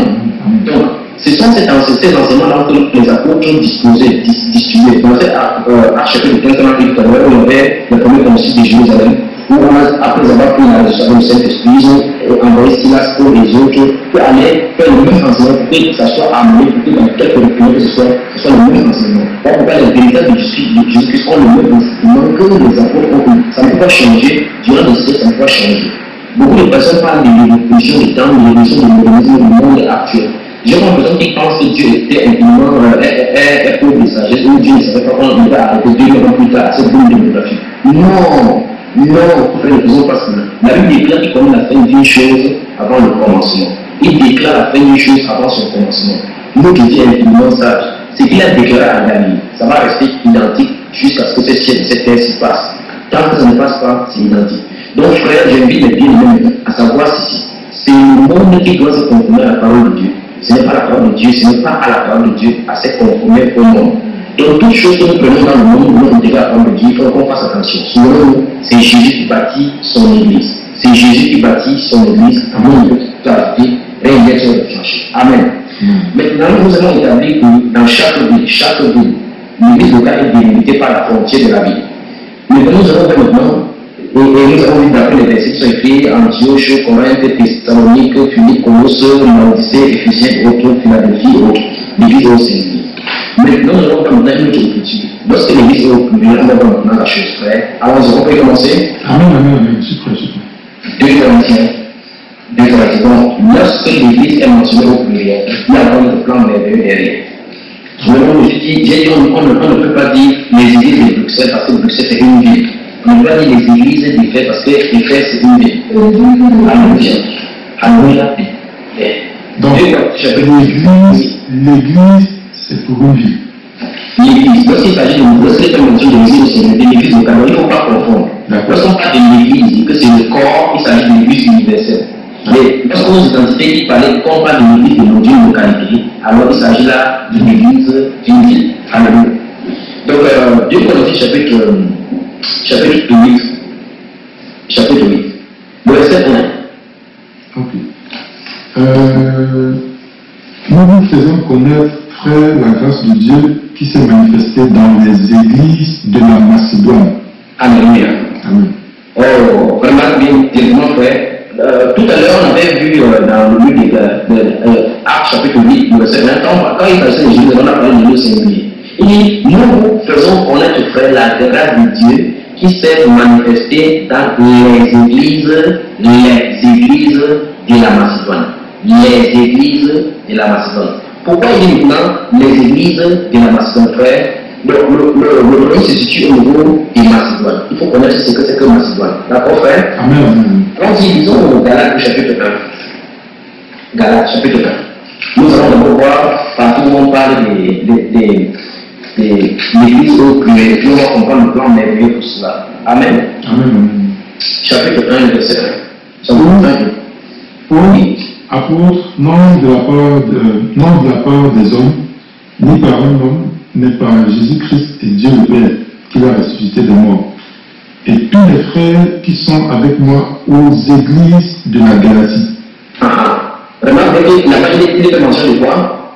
Aux églises de la Galatie, dans le pluriel. Au pluriel. Maintenant, prenons 1 Corinthiens chapitre 16. 1 Corinthiens chapitre 16. Le verset 1 et 2. Verset 1. Ok. Pour ce qui concerne la collecte en faveur des saints, agissez vous aussi comme je l'ai ordonné aux églises de la Galatie. Ok. Dans Galates chapitre 1, nous avons vu, il présente comme ça, il dit l'apôtre Paul aux églises de la Galatie. Ici, dans 1 Corinthiens 16, il parle de la collecte en faveur des saints. Il faut qu'on s'agisse aussi comme il a ordonné aux églises de la Galatie. Vous remarquez que chaque fois que cela va faire mention de Galatie, l'église est mentionnée au pluriel. Donc là, le plan merveilleux ici, on va encore voir un deuxième ou un dernier cas. Donc quand il s'agit de Macédoine, l'église est au pluriel. Quand il s'agit de Galatie, l'église est au pluriel. Prenons le verset 22, voir le verset 22, je sais que même Galates chapitre 1, verset 22. Galates 1, verset 22. Oui. Or, j'ai pas inconnu des visages aux églises de Judée qui sont en Christ. Alléluia. Amen. Voilà la quatrième fois. Donc, nous avons vu que lorsqu'il s'agit de Macédoine, l'église est au pluriel. Lorsqu'il s'agit de la Galatie, l'église est au pluriel. Voici la troisième fois. Lorsqu'il s'agit de la Judée, l'église est au pluriel. On va le verset 1 Thessaloniciens chapitre 2, verset 14. 1 Thessaloniciens chapitre 2, verset 14. Oui. Car vous, frères, vous êtes devenus les imitateurs des églises de Dieu qui sont en Jésus-Christ. Dans la Judée. Dans la... Alors, s'il peut continuer. En Jésus-Christ. En Jésus-Christ dans la Judée. Dans la Judée. Ça va. Donc, chaque fois, on a vu dans Galates chapitre 1, verset 22 qu'il dit j'étais inconnu aux églises de la Judée. Et ici, on retrouve la même chose lorsqu'il écrit à Macédoine. Et remarque très bien que les livres sont écrits plusieurs années plus tard. L'apôtre Paul n'est pas vérifié dans son vocabulaire ce qu'il avait écrit chez les Corinthiens pour voir s'il avait accordé les églises de la Judée. Non, ça plus du Saint-Esprit. Ça ne peut pas faire d'erreur. Voilà pourquoi, si nous comprenons pas ces choses, ces révélations de du Seigneur Jésus, nous allons nous embrouiller. Et on raconte très bien que les versets que nous lisons là ne sont pas les versets pour attirer nos regards. Non, c'est tout simplement là comme ça. Mais pourtant, il y a un plan merveilleux derrière. Voilà pourquoi on ne va pas laisser tomber aucune parole de l'Éternel selon 1 Samuel chapitre 3, verset 19. On ne doit laisser tomber aucune parole. Rien ne doit être retranché. Rien ne doit être négligé. Dieu voulant parler de la virgule et le fond de la Bible. On va voir qu'en fonction d'un point ou bien d'une virgule, ça peut modifier totalement le sens d'une prophétie. Ou bien ajouter une prophétie du Seigneur. Voilà pourquoi la parole de Dieu est totalement parfaite, frère. Donc nous avons vu Galatie, nous avons vu la Macédoine, nous avons vu la Judée. Voilà enfin maintenant une autre Bible. 2 Corinthiens chapitre 1. 2 Corinthiens chapitre 1. Chapitre 1. Oui. Verset 1. Verset 1, oui. Ok. Paul, apôtre de Jésus-Christ par la volonté de Dieu, Oui. et le frère Timothée, à l'église de Dieu qui est à Corinthe, il y a tous les saints qui sont dans toute l'Achaïe. L'Achaïe. Alléluia. Amen. Donc, maintenant, il s'agit maintenant du pluriel. On parle de tous les saints qui sont dans l'Achaïe. Maintenant, venons-en maintenant au fait. Pourquoi les villes ont église au singulier et les autres noms des différents lieux-ci, c'est l'église au pluriel. Maintenant, on va commencer à comprendre. L'Achaïe dont on vient de faire mention, c'est une province. Écoutez très bien. L'Achaïe, c'est une province. L'Achaïe, c'est l'ancienne Grèce, qu'on appelle la Grèce antique. L'Achaïe, c'est une province. C'est la province de Maine, c'est une province. Et maintenant, la ville qu'on appelait Corinthe tout à l'heure était la capitale de l'Achaïe. Je recommence encore.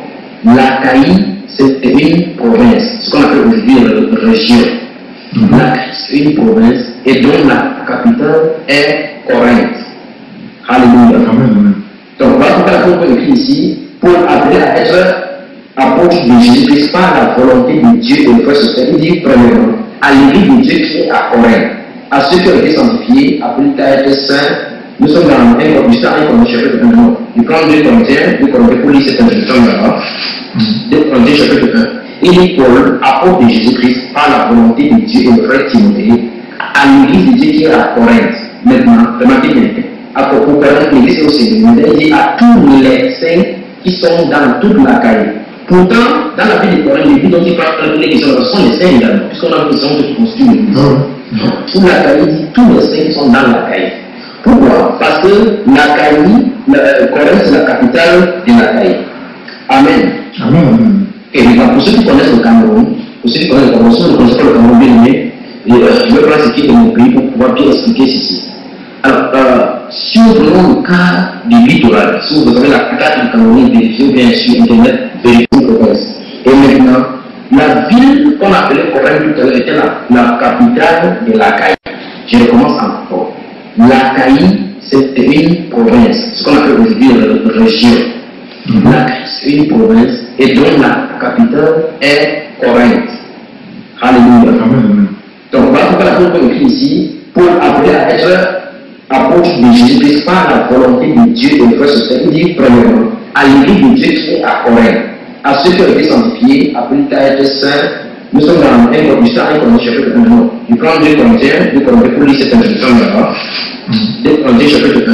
Il dit Paul, apôtre de Jésus-Christ par la volonté de Dieu et le frère Timothée, à l'église de Dieu qui est à Corinthe. Maintenant, remarquez bien, pour permettre l'église au Seigneur, il dit à tous les saints qui sont dans toute la caille. Pourtant, dans la ville de Corinthe, l'église dont il parle, les gens sont les saints également, puisqu'on a besoin de construire l'église. Toute la caille, il dit tous les saints qui sont dans la caille. Pourquoi? Parce que la caille, Corinthe, c'est la capitale de la caille. Amen. Amen. Et pour ceux qui connaissent le Cameroun, pour ceux qui connaissent le Cameroun, si vous ne connaissez pas le Cameroun bien aimé, je vais prendre ce qui est de mon pays pour pouvoir bien expliquer ceci. Alors, si nous prenons le cas du littoral, si vous avez la carte du Cameroun, vérifiez bien sur Internet, vérifiez. La ville de Douala, c'est la capitale économique du Cameroun. La ville de Douala, c'est la capitale économique du Cameroun. Maintenant, cette capitale économique est située dans une province, je vais appeler province maintenant au sens biblique pour qu'on puisse comprendre. La ville de Douala est située dans une province qu'on appelle le littoral. La ville de Douala est située dans une province qu'on appelle le littoral. Alors, maintenant, si nous réactualisons ce verset 1 en supposant que l'apôtre écrivait au Camerounais, on va dire Paul, apôtre de Jésus-Christ par la volonté de Dieu et le frère Timothée à l'église de Dieu qui est à Douala et à tous les saints qui sont dans tout le littoral. Alléluia.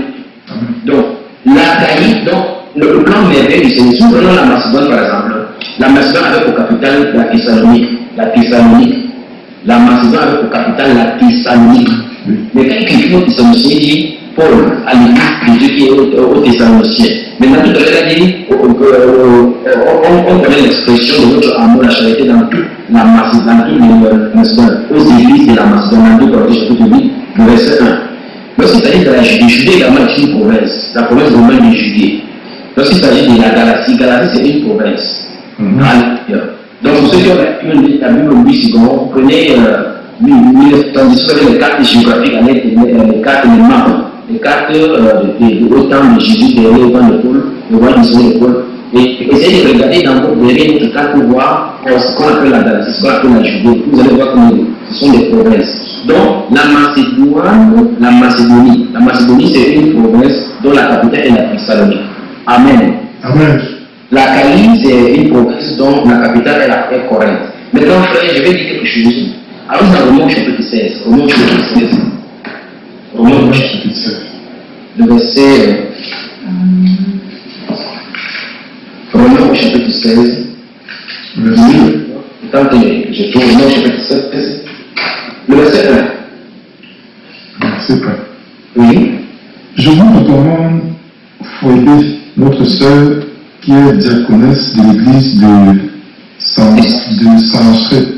Merci, je recommande Phoébé, notre sœur, qui est diaconesse de l'église de Saint-Stré. Maintenant, Saint-Stré, c'est le port oriental de Corinthe. Je recommence encore. Saint-Stré, c'est le port oriental de Corinthe. C'est-à-dire, nous avons vu que la Corinthe, c'est la capitale de la province de l'Achaïe. Maintenant, il y a une localité dans la ville de Corinthe dont on appelle, où il y a un port, parce que c'est la zone portuaire, et puis il y avait assez de commerce là-bas. Mais le frère qui s'est réussi dans cette zone, dans cette quartier qu'on appelle Centré, il y avait un diaconat dont on appelait frère. Il dit, je vous recommande, frère, notre soeur qui est diaconat de l'église Centré. Frère, il n'y a pas de difficulté pour rien. Alors maintenant, pour le cadre de Douala, si je prends l'exemple qu'on puisse bien assimiler, pourquoi éclairer ceci? Dans notre ville de Douala, il y a une zone portuaire qu'on appelle Bonabéry par exemple. Je vous recommande que notre soeur qui est diaconat de l'église de Bonabéry. Bonabéry, c'est une zone dans la ville de Douala. Si nous prenons Makepe qui est toujours à Douala, c'est l'église de Makepe. C'est l'église de Loko, l'église de Akwa, l'église de Bonanjo, et ainsi de suite. Maintenant, tout cet ensemble de tous ceux qui se réunissent comme ça, la limitation géographique de Douala forme donc ce qu'on appelle l'église de Douala. Ça ne veut pas dire qu'à Douala, il y a un seul lieu de rassemblement. Ils sont disséminés de part et d'autre dans les maisons. Et cet ensemble-là, géographiquement, est appelé l'église de Douala. Ce n'est pas qu'en un lieu, Timothée va aller à cette lettre, arriver quelque part, et on a mis une plaque d'église de Corinthe. Ce n'est pas comme ça. Tous les frères qui se rassemblent quelque part, et on sait seulement où ils se rassemblent, parce que les apôtres fondaient les salles de sommeil dans les maisons, comme on peut voir dans le Bible, alors qu'on peut savoir exactement la localité à laquelle se trouve. Amen. Amen. En résumé, lorsqu'il s'agit de l'église au singulier, à moins que ce ne soit l'église universelle, il s'agit d'une église d'une ville. Alors voici le plan pour le Seigneur, frère bien-aimé, sœur bien-aimée. Une ville, une église. Une province. Pourquoi? Parce que la province est constituée de plusieurs villes. La province ou bien l'État est constitué de plusieurs villes. Amen. Dans plusieurs villes, donc, dans chaque ville, par exemple, si nous prenons le cas du littoral, il y a la ville de Konsamba, la ville de Lune, la ville de Manjo, la ville de Banga, la ville de Déa, de Pouma, ainsi de suite. Toutes ces villes qui sont des villes dans le littoral, l'ensemble des chapitres de ces villes forment donc les églises du littoral. Amen. Si un frère qui est dans la ville de Douala arrive en Banga, il est libre d'adorer n'importe dans la maison la plus proche de là où il habite. Amen. Et le membre intégral est partie de l'église de Banga, s'il arrive en Banga. Amen. Donc, lorsqu'on va lire également Apocalypse chapitre 1, alors c'est Apocalypse chapitre 1 pour voir quelque chose encore. Apocalypse chapitre 1. Oui. Verset. On va lire le verset 19. Verset 19. 19 et 20. Écris donc les choses que tu as vues et celles qui sont et celles qui doivent arriver après elles. Oui. Le mystère des 7 étoiles que tu as vues dans la main droite et des 7 chandeliers d'or. Oui. Les 7 étoiles sont les anges des 7 églises et les 7 chandeliers sont les 7 églises. Amen. Maintenant, si nous lisons au verset, les 7 églises ont leur situation géographique. Ces 7 églises-là se trouvent en Asie. Les 7 églises se trouvent en Asie. Maintenant, lorsqu'on vient d'appeler là ensemble, on voit les 7 églises. Et les 7 églises se trouvent en Asie. Maintenant, si nous lisons Actes chapitre 19. Actes chapitre 19. Acte 19. Les apôtres chapitre 19. Actes des apôtres chapitre 19. Que Dieu bénisse tous ceux qui écoutent. Amen. Et tous ceux qui écoutent. À partir du verset 7, il est écrit, je suis dans Actes chapitre 19. À partir du verset 7, il est écrit, ils étaient tous environ 12 hommes. Ensuite, Paul entra dans la synagogue où il parla librement. Pendant 3 mois, il discourut sur les choses qui concernent le programme de Dieu, s'efforçant de persuader ceux qui l'écoutaient. Mais comme quelques-uns restaient endurcis et incrédules, décriant devant la multitude la gloire du Seigneur, il se retira de séparant les disciples et enseignant chaque jour dans l'école d'un nommé Tyrannus. Cela durera 2 ans, de sorte que tous ceux qui habitaient l'Asie, juifs et grecs, entendit la parole du Seigneur. Au verset 1, il est écrit, au verset 1 de ce chapitre 19, il est écrit, pendant qu'Apollos était à Corinthe, la ville de Corinthe, Paul, après avoir parcouru les autres provinces, les autres provinces de l'Asie, arriva à Éphèse. Éphèse est une ville de l'Asie. Mais lorsqu'il s'agit de l'Asie, les 7 églises dont faisait partie aussi une ville d'Éphèse se trouvaient à l'Asie. Maintenant, dans 1 Timothée, au chapitre 1, je crois, il va dire tous ceux de l'Asie m'ont abandonné. Donc tous ceux qui avaient écouté Il va dire Crescent aller à Damasie. Ok. Donc, ce qu'il veut dire ici, c'est que lorsqu'il s'agit d'une province, d'un pays, on va parler des églises. Frère, c'est dans quel pays? Je suis en Belgique. En Belgique, on va dire les églises de la Belgique. On dira les églises de la Belgique, les églises de la Côte d'Ivoire, les églises du Cameroun, les églises du Nigeria. Mais lorsqu'on entre maintenant en Côte d'Ivoire, à Abidjan, on va dire l'église d'Abidjan. On va dire les églises d'Abidjan. Amen. Donc, ce sont des vocabulaires, les utilisations des vocabulaires qu'on a toujours utilisés qui sont éloignés. C'est exactement comme par exemple, on dit va à l'église dimanche, je m'en vais à l'église. C'est vrai, c'est compréhensible parce que la définition humaine a été tordue depuis le siècle. Alors, on a commencé à utiliser ainsi, mais il faut qu'on revienne au modèle frère. Il faut qu'on revienne au modèle, on parle à la manière du Saint-Esprit. Amen. Sans vouloir te couper, qu'est-ce qu'on doit dire alors? On doit dire quoi? Je vais au culte, je vais à l'assemblée, je vais. À la réunion de l'assemblée frère. Il m'avait rendu le culte à Dieu. Il m'avait à la réunion des frères. Amen. Amen. C'est exactement l'assemblée des saints, ce sont les appellations de notre grand Dieu. Amen. Ok, prenons, on dit quoi? Ici, l'assemblée, regardons. Dans ce chapitre 19, on dit c'est l'assemblée aux assemblées de l'église. Dans Actes chapitre 11, Actes chapitre 11 tout à l'heure, on a lu ça tout à l'heure. On est écrit, chapitre 11, je ne sais pas si chapitre 11 ou chapitre 19.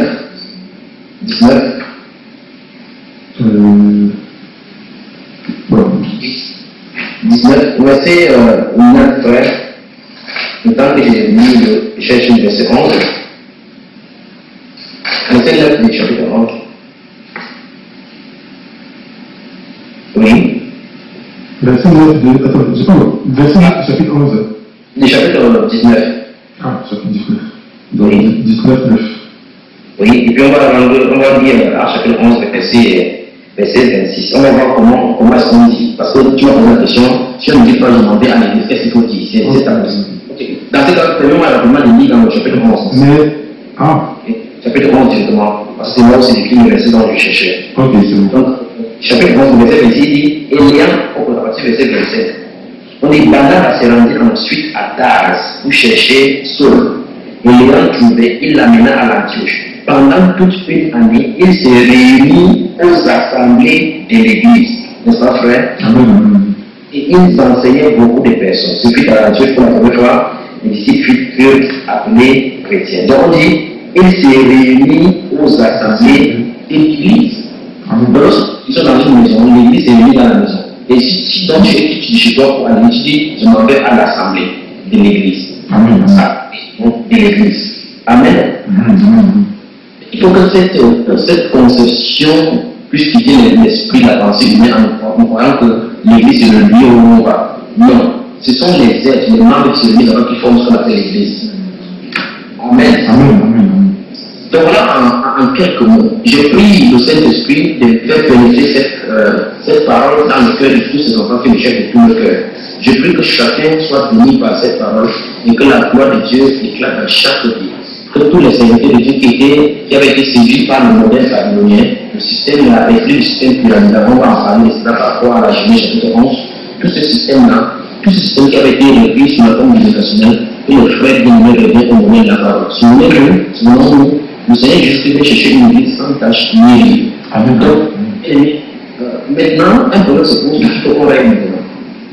C'est que nous avons vu que l'église de Dieu, il y a deux appellations. C'est l'une des premières appellations, c'est l'église universelle. On peut voir directement dans la Bible. Et la deuxième appellation, c'est l'église locale. Donc l'église quelque part prend le nom de la localité. Je voudrais dire une chose. Frère bien-aimé, si toi tu es le seul enfant de Dieu à Bruxelles, alors c'est toi qui as appelé l'église de Bruxelles. Tant que les autres ne sont pas là, tu es directement l'église de Bruxelles. Alors, maintenant, parlons maintenant de la réunion. Comment dans une ville les gens se réunissent? Nous allons voir ce qu'on dit d'après les églises, d'après la parole de Dieu. Amen. Maintenant, nous avons vu donc que chaque localité a une église. Chaque localité, chaque ville a une église. Une province a des églises. Un pays a des églises parce qu'un pays est constitué de différentes provinces. Et dans ces provinces, il y a plusieurs églises. Voilà pourquoi dans un pays, il y a plusieurs églises. Mais dans une ville, il y a une seule église. Amen. Maintenant, comment est-ce que l'église s'est réunie? Comment est-ce que l'église s'est réunie? D'abord, à partir du début. Actes des apôtres. Nous sommes bâtis sur la fondation des apôtres et des prophètes. Allons dans Actes des apôtres chapitre 2. Actes des apôtres chapitre 2, le verset 2, frère. Actes 2, verset 2. Il est écrit. Tout à coup, il vint du ciel un bruit comme celui d'un vent impétueux. Et il remplit toute la maison où ils étaient assis. Amen. Amen. Ils étaient assis où? Dans la maison. Dans la maison. Donc, il faut désormais souligner la maison. Verset 4, 6 de Actes chapitre 2. Ok. Le verset 36. 46. 46. Ils étaient chaque jour tous ensemble assidus au temple. Ils rompaient le pain dans les maisons et ils prenaient la nourriture avec joie et simplicité de cœur. Frère, il rompait le pain où? À la maison. Dans les maisons.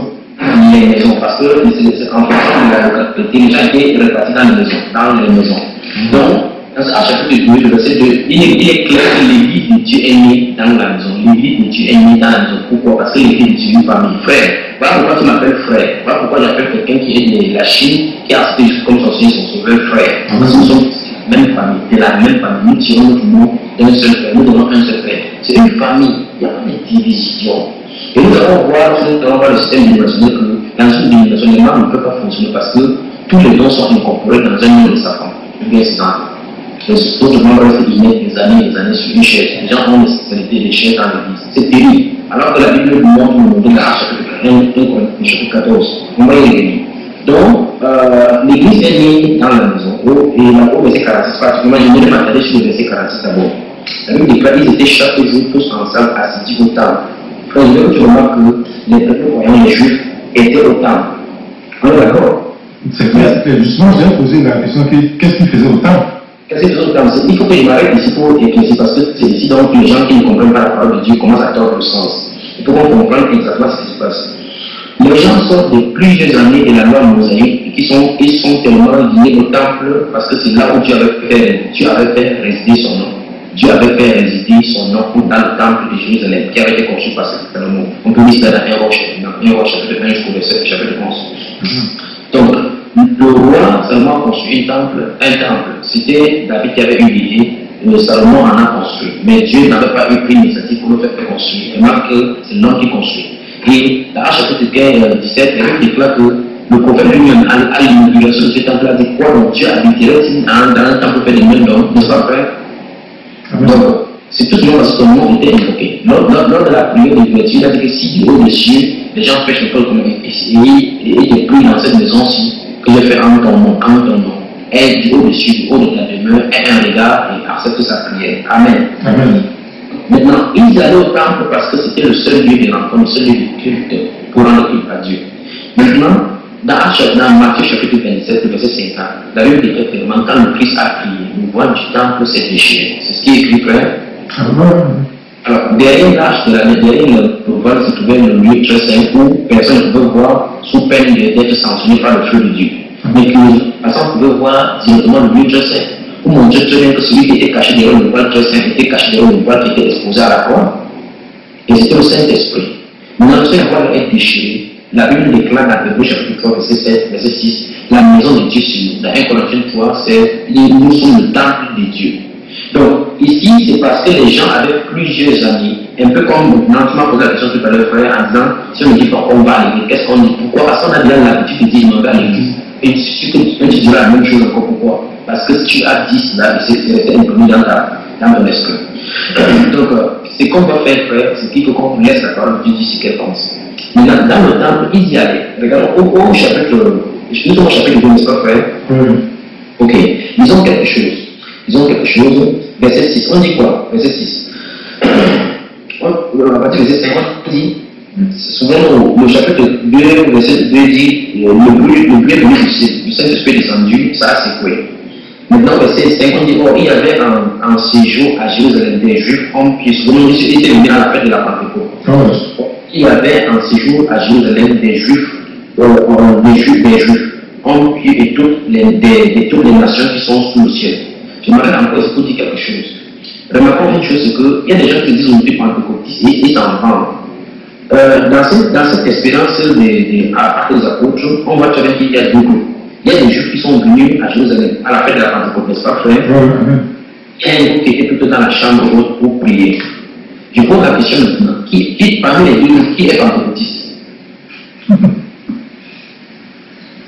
Ah, c'est vrai, Et ceux qui sont dehors, n'est-ce pas, frère? Tout le monde célébrait la Pentecôte. Donc, ceux qui sont venus célébrer la Pentecôte sont les pentecôtistes, n'est-ce pas, frère?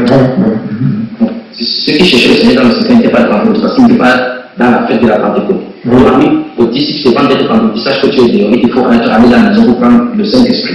Donc, verset 5, il est écrit, or, il y avait en séjour à Jérusalem des Juifs pieux de toutes les nations qui sont sous le ciel.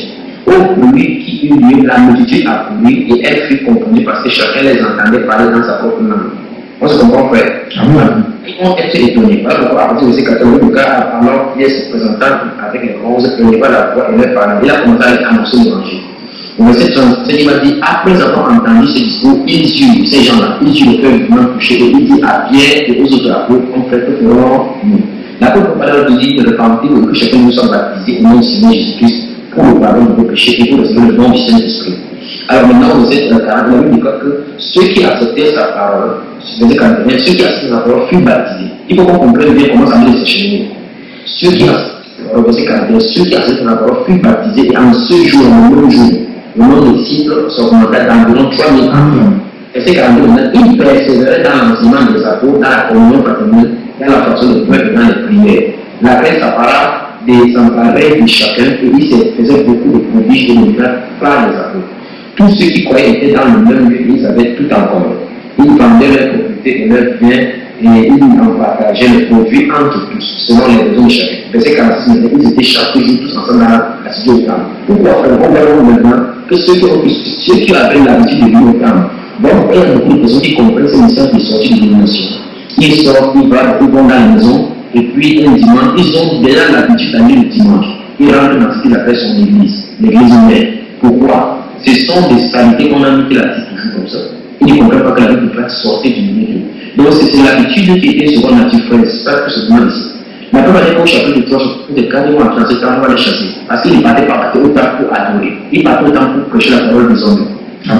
Et ces groupes-ci, ces groupes de ceux qui allaient au temple, les gens qui avaient cru, ils y allaient parce qu'ils croyaient que c'est Dieu là, c'est le même Dieu, il pouvait aller là-bas pour l'adorer. Ils ne savaient pas maintenant que c'est adorer Dieu maintenant en esprit et en vérité. Et le Seigneur avait averti, frère, dans Jean chapitre 4, après sa méthode. Il dit, vous serez ni à Jérusalem, frère, ni à Jérusalem, ni sur la montagne de la Samarie, il faut habiter. Car Dieu est l'esprit, pour que ceux qui l'adorent l'adorent en esprit. Eux, ils allaient là-bas parce qu'ils se trouvaient en regardant Dieu, dans le temps, parce que là, finalement, se trouvaient là-bas. Dans Jérémie chapitre 3, verset 7, il dit que le jour viendra où on se souviendra plus de l'âge de l'alliance. Un frère. Amen. La personne qui dirait l'âge de l'alliance se trouvait maintenant en eux par le Saint-Esprit. Amen. Avant, ils étaient chaque jour dans le temps. Au fur et à mesure, on comprend maintenant que leur doctrine qui prêche est incompatible avec le temps. Pourquoi on va le choisir? Maintenant, amis chercheurs, allez à partir de Actes chapitre 18. Si vous pouvez, le verset 1 en 9, il y a pu faire mention à partir de là des disciples allant au temps. C'est terminé. Amen. Amen. Il était nécessaire qu'on éclaircisse ici avant de continuer. Allons au chapitre 12 maintenant, rapidement, on va prendre quelques versets là-bas. Chapitre 12. Chapitre 12. Nous commençons à Acte 12 parce que c'est là où l'Église est née. Amen. Amen. Acte chapitre 12, verset 12, frère. Acte 12, 12. Après avoir réfléchi, il se dirigea vers la maison de Marie, mère de Jean, où beaucoup de personnes étaient réunies et priaient. Oui. Amen. Amen. Voilà la pauvre Pierre qui était en prison, l'ange l'a lâché. Étant proche de la prison, étant sorti de la prison, quand il est venu, il a réfléchi, il dit, je vois avec cette que le Seigneur a envoyé son ange pour me délivrer. Il a réfléchi pour faire, souvenons-nous, on a dit tout à l'heure que quand il était en prison, l'Église continuait à nécessiter de prier pour lui, au verset 7. Maintenant, par la prière des membres de l'Église, Dieu a délivré Pierre. Il a fait réfléchi, il s'est dirigé dans la maison de Marie, de Marie, la mère de Marc, son Jean, où beaucoup de personnes étaient réunies et priaient. On a vu ça faire. Amen. Donc, c'est pourquoi? Parce qu'à Jérusalem, il y avait plusieurs maisons, comme on a vu dans le chapitre 2 de ce cas-là, et on peut faire dans les maisons. L'apôtre Pierre sort de la prison, il dit quelle est l'église qui se réunit à proximité d'ici. Alors il va à la réunion de l'église qui était chez Marie. Amen. Amen. Et ça se trouve où, frère? C'est Jérusalem. Vous avez dit dans quel lieu la situation locale, c'est quoi? C'est la maison, n'est-ce pas? La maison, la maison, la maison. Chapitre 16, avançons, chapitre 16. Chapitre 16. Et il dit, c'est son nom. Chapitre 16, chapitre. Chapitre 16, excuse-moi. Chapitre 16, chapitre 13 à 15.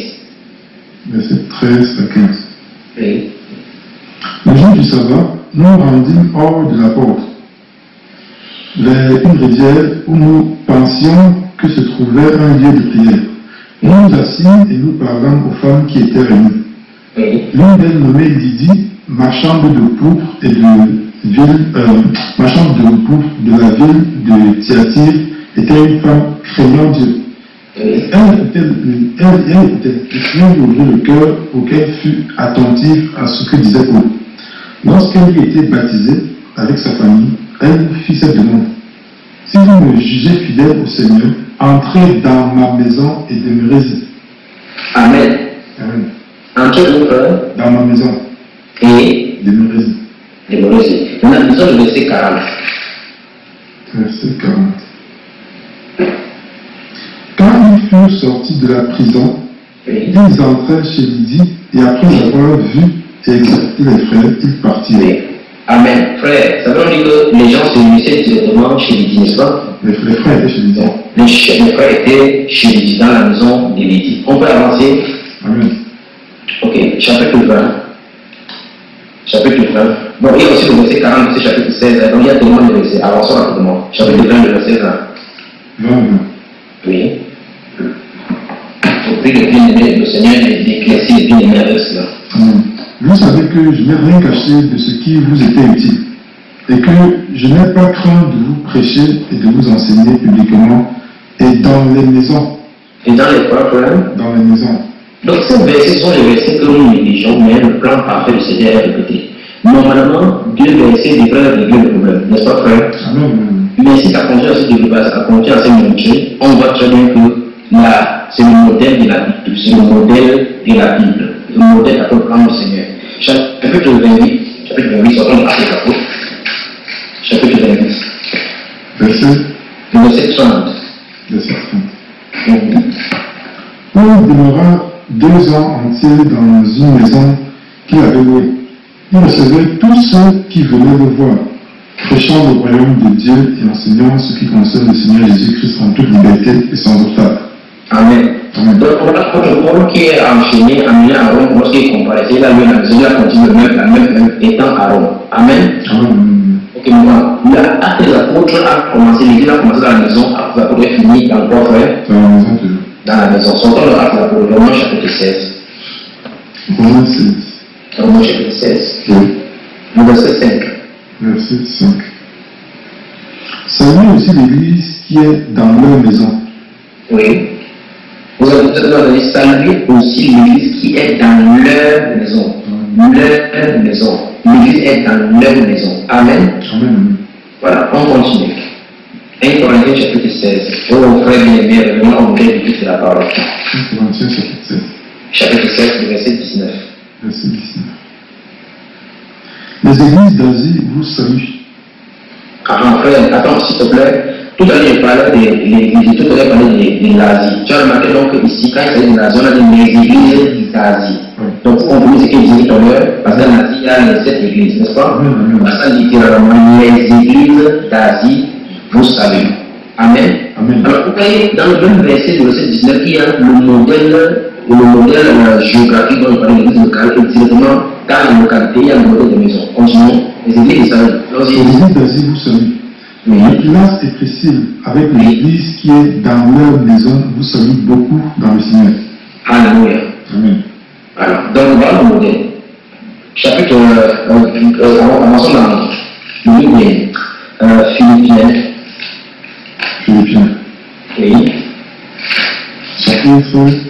Chapitre 4. Oui. Verset 22.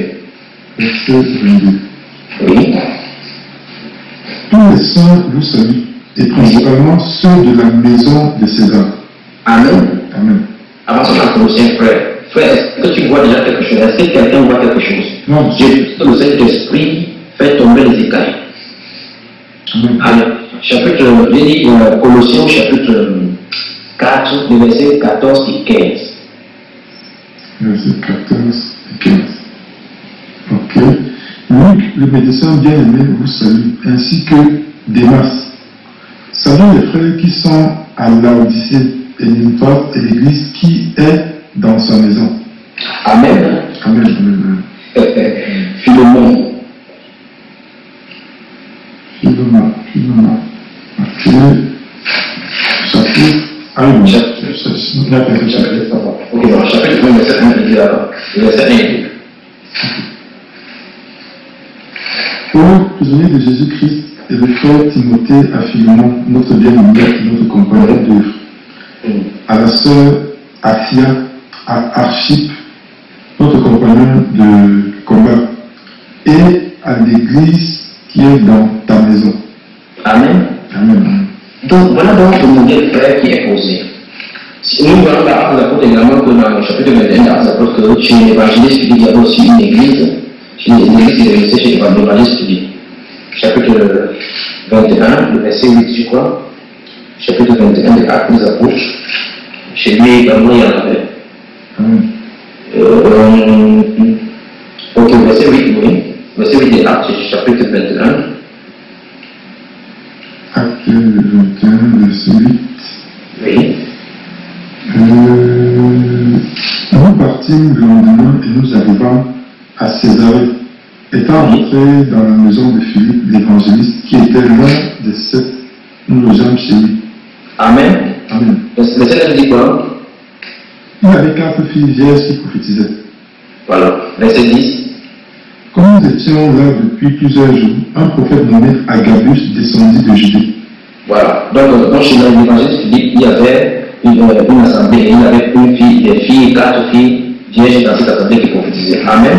Amen. Après, pour le chapitre 20, pour voir quelque chose. J'ai dit que j'avais tellement des passages là-dedans. Chapitre 20. Acte 20. Chapitre 20, verset 7 à 9. Le chapitre 20, verset 7 et 8, rapidement. Le premier jour de la semaine, nous étions réunis pour rompre le pain.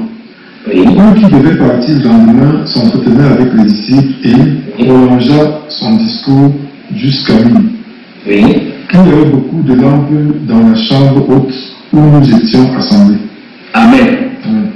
Frère bien-aimé, que le Seigneur bénisse la parole et que tous ceux qui écoutent ce message soient édifiés. Amen. Le modèle de Dieu, il n'y a pas de monde sur une assemblée. À l'instant où quelqu'un construit un lieu et met une plaque avec un nom, il est hors de la pensée du Seigneur. Bien-aimé, revenons au modèle biblique de la parole. Laissons la simplicité de l'évangile.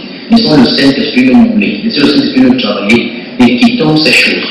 Maintenant, frère, la question maintenant se pose. D'où vient cette dérive? Pourquoi cet éloignement de la parole du modèle initial? Alors, pour ceux qui connaissent l'histoire de l'Église, l'Église du Seigneur Jésus a été en fait, l'Église du Seigneur Jésus, j'ai dit encore, si je vais révéler quelque chose ici, l'Église du Seigneur Jésus a été toujours hors de l'Église organisée. Ils sont petits en petit nombre, mais Jésus-Christ les connaît. Avant 312, où Constantin Ier a pris le pouvoir avant l'empereur Constantin, il y avait quelqu'un avant lui, on appelait Alexandre Sévère. Vous pouvez faire la recherche. Alexandre Sévère avait une maman qu'on appelait Mamie. Sa mère s'appelait Mamie. Elle avait été à Antioche. Elle avait suivi la doctrine chrétienne d'origine, parce que Origène était l'évêque de l'église d'Antioche, l'un des évêques à l'église d'Antioche. Mamie avait suivi la doctrine chrétienne, mais elle n'était pas convertie. Donc elle avait des sentiments pour les chrétiens. Son fils, Alexandre Sévère, étant empereur à moins de 16 ans, n'avait pas le contrôle sur sa jeunesse. Sa mère donc lui a donné l'éducation chrétienne, pour montrer que tu peux avoir l'éducation chrétienne, mais tu n'es pas régénéré. Dans son temple, étant empereur, il avait la statue d'Abraham, les divinités de l'Empire romain, le païen de l'Empire romain. Il a aussi les divinités de Christ. Et il avait pour objectif de construire la chapelle pour Abraham, la chapelle pour Christ. Souvent, avant Alexandre Sévère, il n'y a pas de temple où les chrétiens se réunissent. Les chrétiens se réunissent dans les maisons, dans les parce qu'ils étaient pourchassés. Jésus a dit, vous aurez des persécutions, vous aurez des tribulations, dans ce monde, prenez courage, nous avons déjà vaincu le monde. Aujourd'hui, c'est quand même totalement contraire que l'Église soit unie avec l'État. Il n'y a absolument pas l'union entre l'État et l'Église. normalement, la vie des chrétiens est une vie de persécution. La vie des chrétiens, c'est une vie de persécution contre l'État persécuté concernant l'Église. Mais curieusement, nous avons réuni dans l'histoire de l'Église. Curieusement, l'État a donné à l'Église des bâtiments. Donc, avant Constantin, il n'y avait pas les bâtiments, un lieu vraiment connu, un édifice où les chrétiens se réunissaient ici. Il n'y avait pas fait mention jusqu'à 325 au concile ici.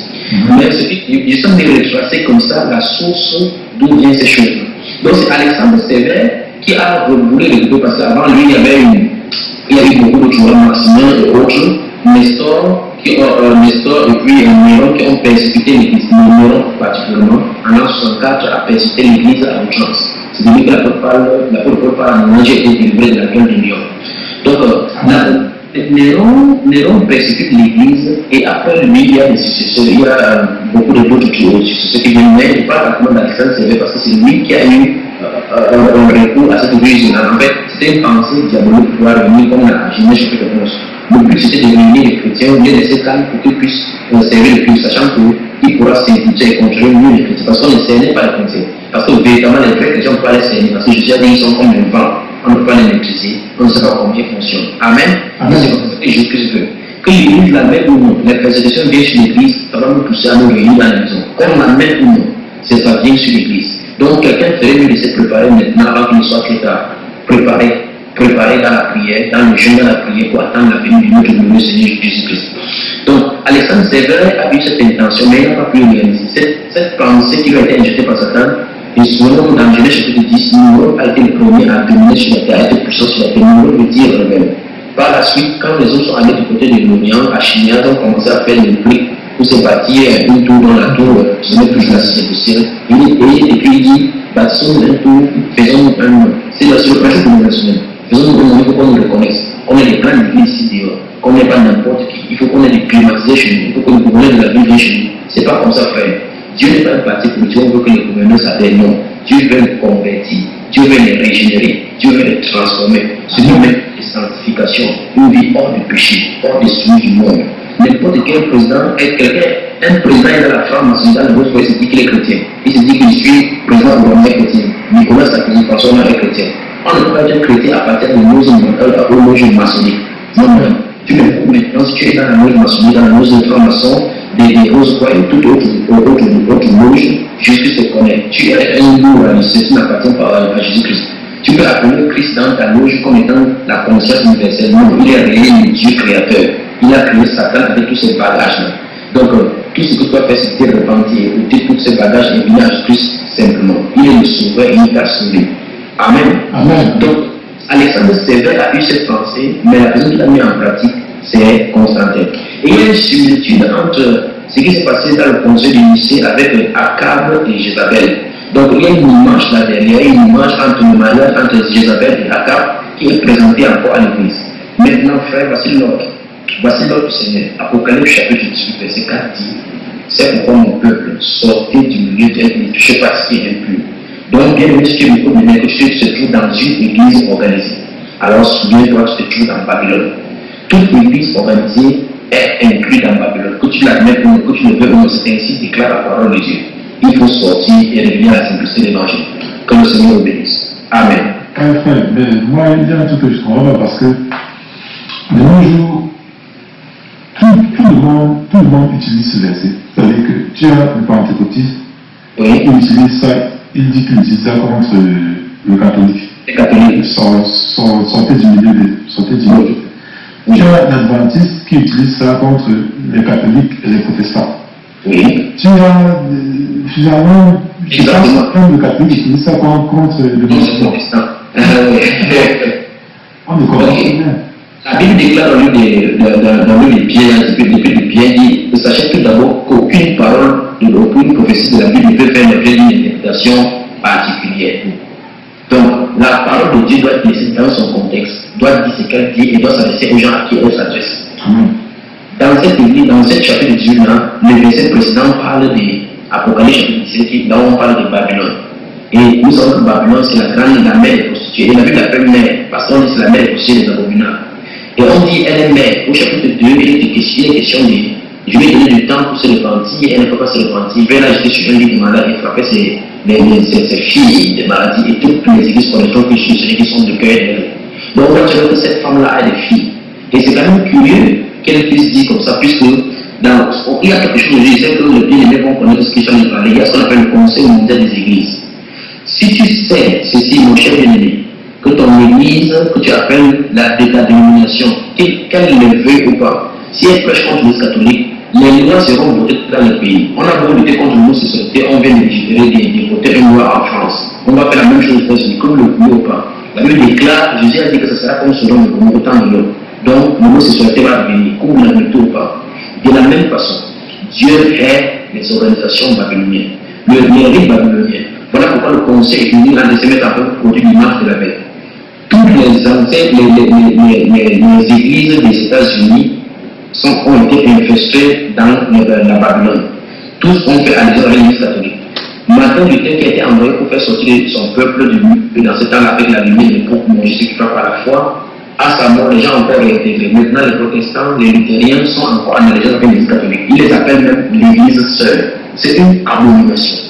Donc, cette prostitution entre les différentes églises et l'Église catholique est appelée abomination. Voilà pourquoi. Tout à l'heure, tu m'as cité les baptistes, les protestants, les pentecôtistes. Voilà pourquoi, frère. Un pentecôtiste, avant de dire à un catholique de sortir du milieu, il faut qu'il réfléchisse bien sur le système dans lequel il se trouve. Son système est aussi pyramidal, est aussi hiérarchisé exactement comme l'Église catholique. L'Église catholique a un père quelque part au Vatican, où il a un sujet quelque part en Afrique, où il faut qu'il qu'on appelle les ambassades, les ambassades. Et eux aussi ont leur de cardinaux qui ont aussi des frères sur eux. Exactement les dimensions pentecôtistes, c'est comme ça. Un fondateur se trouve aux États-Unis, il prend son assemblée dans le pays africain, qui nomme les pasteurs, et puis on le rencontre aux États-Unis. Donc il va donc prêcher comme l'Église catholique, il est une Église catholique miniaturisée. Pour l'Atlantique, la même chose. La doctrine qu'on distille au Vatican, c'est ça qui se passe chaque jour, chaque dimanche, dans chaque église protestante et catholique. Même chose chez les protestants, même chose chez les catholiques. Frère, l'église du Seigneur est la surprise du Saint-Esprit. Le Saint-Esprit doit surprendre lors des réunions. Les dons ministériels doivent être exercés autant voulu ou non voulu par le Seigneur. Ce n'est pas des cultes programmés. Ce n'est pas le programme de culte décidé un an en avance. Alors le Saint-Esprit est dehors. Pas étonnant que dans l'Apocalypse chapitre 3, le Saint-Esprit dit, je me tiens à la porte, je frappe, et qu'ils auront fait des baptistes juste verset pour pécher au païen. Et au verset 20 dit, si quelqu'un entend ma voix et ouvre la porte, j'entrerai chez lui, je ferai venir lui à moi. Si celui qui a l'esprit, qui l'entend, que l'esprit dit au païen, c'est ce qui est écrit là. C'est écrit, c'est que celui qui a l'esprit entend ce que l'esprit dit aux églises. Donc le Seigneur dit clairement à l'église de l'Odyssée, parce que l'église de l'Odyssée, c'est l'église de notre époque, c'est la dernière extension de l'église, la 7e.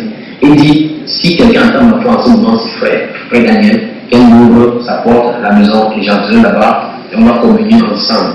Donc, on ne peut pas déplacer ce verset pour dire, sortez du milieu de c'est ça.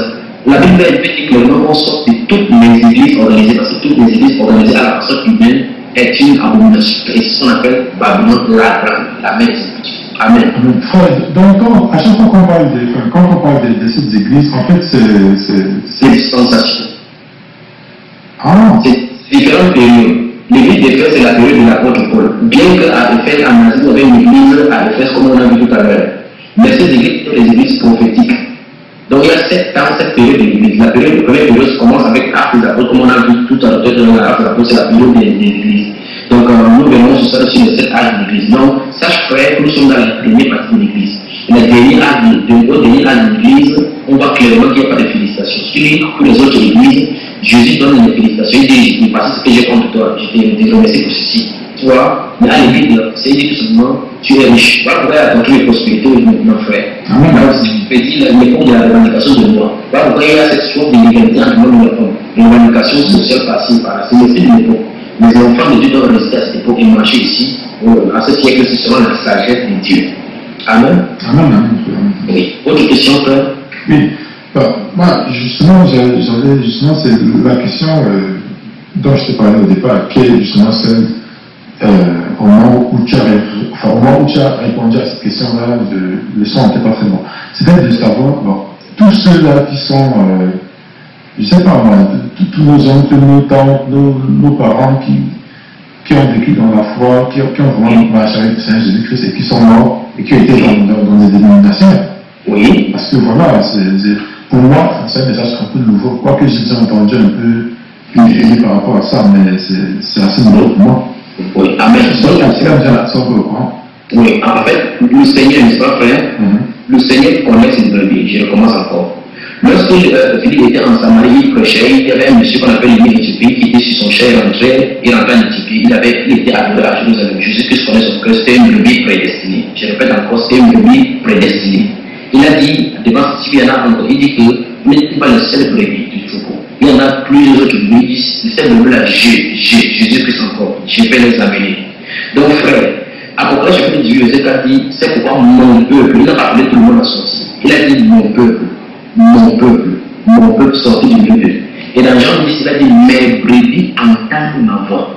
Si cette parole se vient de Dieu, ces brebis vont entendre, frère. Donc par rapport à cette réponse-là, ceux qui ont vécu dans la foi, si vous vécu dans la foi authentique du Seigneur Jésus-Christ, puisque c'est maintenant que le Seigneur a révélé cette parole, c'est qu'on rentre dans la lumière du Seigneur, c'est-à-dire qu'au temps des apôtres, on rentre au modèle public. Pourquoi? Parce que frère, c'est le mystère. Lorsqu'on sème un grain de maïs, le grain, quand ces graines poussent, la feuille sort, n'est-ce pas, frère? La tige pousse, les feuilles commencent à sortir, la feuille sort. Mais au temps de la moisson, tu remarques qu'elles sont récoltes. Et ce maïs-là, ce sont nous, c'est le maïs qui avait été planté au départ, n'est-ce pas? Donc, Genèse 1, verset 11 dit clairement que chaque semence se produit selon son espèce. On plante le maïs, à la fin de la récolte, on sème quoi? Le maïs. Le mélange peut être, si vous remarquez la canne à sucre, le fait un peu comme le maïs. Mais lorsque les choses commencent à pointer à l'horizon, on commence à distinguer clairement ce qu'est le maïs, ce qu'est la canne à sucre. Le Seigneur a dit clairement dans la parole de laisser croître ensemble jusqu'à la moisson. Alors on pourra discerner, on pourra couper le vrai de l'ivraie. Voici donc le temps du soir, frère. L'église qui a été semée dans l'ancienne, à la Pentecôte, c'est la même chose que le Seigneur doit arriver. Voilà pourquoi on va revenir au modèle. Alors, tout ce qui s'est passé en deux temps, les différentes choses, catholiques, protestants, méthodistes, pentecôtistes, calvinistes, luthériens, et ainsi de suite, baptistes, là, tout cela n'était que des tiges pour conduire au temps du soir à la sémence prédestinée. Donc, c'est pour dire ceci. Chacune de ces dénominations avait sûrement des éléments qui portaient la vie de Christ en eux. Mais ce n'était pas encore le vie de Christ, l'épouse telle que sans tache ni. Voilà pourquoi le Seigneur va susciter un leader sortant d'une formation catholique, venu avec les 95 thèses, mais le matin, il dit en comparaison des baptêmes de bébé et autres. Mais pourtant, c'est un serviteur de Dieu. Il n'avait pas la pleine révélation. Car il va venir par la suite avec le baptême d'eau et la sanctification. Nous vont venir avec le baptême du Saint-Esprit et autres. Celui qui va venir compléter et autres, les méthodes vont sortir, les assemblées de Dieu vont sortir, et ainsi de suite, frère. Alléluia. Amen. Donc c'est pour dire que dans chacun de ces mouvements-là, il y a eu des vrais enfants de Dieu comme il y a eu des faux. Ça ne veut pas dire également que ceux qui vont sauter à l'aide dans la maison, tous seront les enfants de Dieu, parce que même Satan fait la même chose. Puisque dans Jude chapitre 1, il est écrit que ce sont des vers dans vos agapes. Ils vont de maison à maison en prenant des femmes qui sont chargées de péché. Donc, les gens venaient enseigner les apôtres aussi, les faux apôtres qui allaient séduire les gens aussi dans les maisons. Donc, fasse attention. Ça ne veut pas dire qu'ils sont là, on se met plus dans les maisons, directement, on adore au Seigneur. Et je voudrais corriger encore une chose. Il y a des gens qui ont une illumination, mais qui ont l'expression aussi de différentes assemblées de maisons. Et ces maisons-là rendent compte à leur église mère. C'est un système babylonien catholique négatisé. Les églises, je vais répéter ceci pour que ça soit maintenant complet et clair. Les églises locales, telles qu'on a vu tout à l'heure, là, sont absolument autonomes et indépendantes. Je recommence.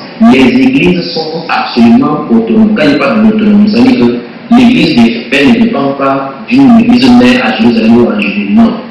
L'église des Fès gère ses problèmes entre elles. Mais elle se soutient plus mutuellement parce que nous sommes des frères. Voilà pourquoi c'est 1 Corinthiens 16, verset 19, nous avons le verset 1 à 4. Pour ce qui concerne la collecte en faveur des saints de Jérusalem, agissez vous aussi comme je l'ai ordonné aux églises de la Galatie.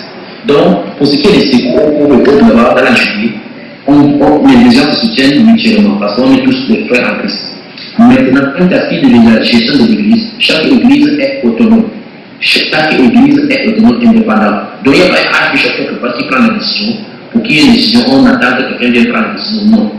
Les anciens, les églises sont dirigées par un comité d'anciens et eux, le Saint-Esprit les établit, ils sont légitimement reconnus par l'Assemblée et ils communiquent la pensée du Seigneur dans les membres de l'église. Ils amènent les membres les plus faibles à être élevés jusqu'à être glorifiés par le Seigneur. Donc voilà ce qui se passe, parce que je prends ça pour dire, parce que les gens créent des dénominations, ils restent aux États-Unis, ils disent qu'il y a plusieurs églises en Afrique. Alors, les églises en Afrique connaissent le fonds pour envoyer aux États-Unis à l'église, mais ce n'est pas un système biblique, il faut casser tout cela. Amen.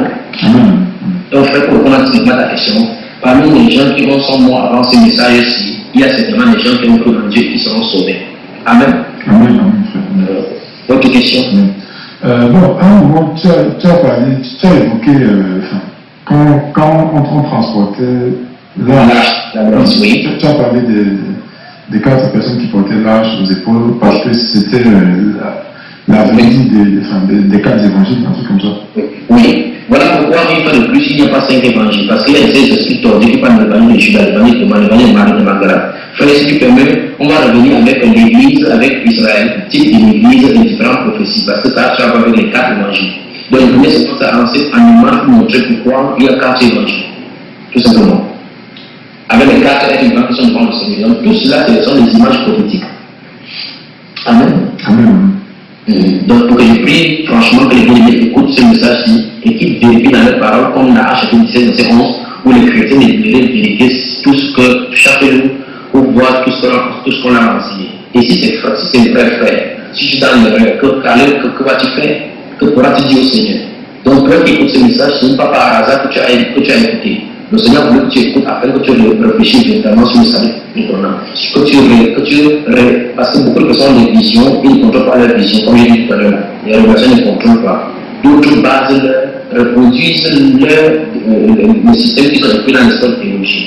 Alors que le manuel du Saint-Esprit est là, prêt à être éclairé par lui pour diriger une multitude. Donc, ce n'est pas en un lieu qu'il faut aller apprendre. La parole de Dieu est claire. Chaque personne doit en avoir. Voilà maintenant que le Saint-Esprit puisse éclairer sa parole et t'éclairer toi qui m'écoutes maintenant. Toi, si tu es pasteur, archbishop, révérend, n'importe quoi, tu t'appelles n'importe quel nom. Si ton titre n'est pas structuré, tu t'appelles révérend, alors tu veux qu'on te vénère. Révérend veut dire adorer. Alors il faut enlever tous ces titres-là. Marie, vous êtes tous frères.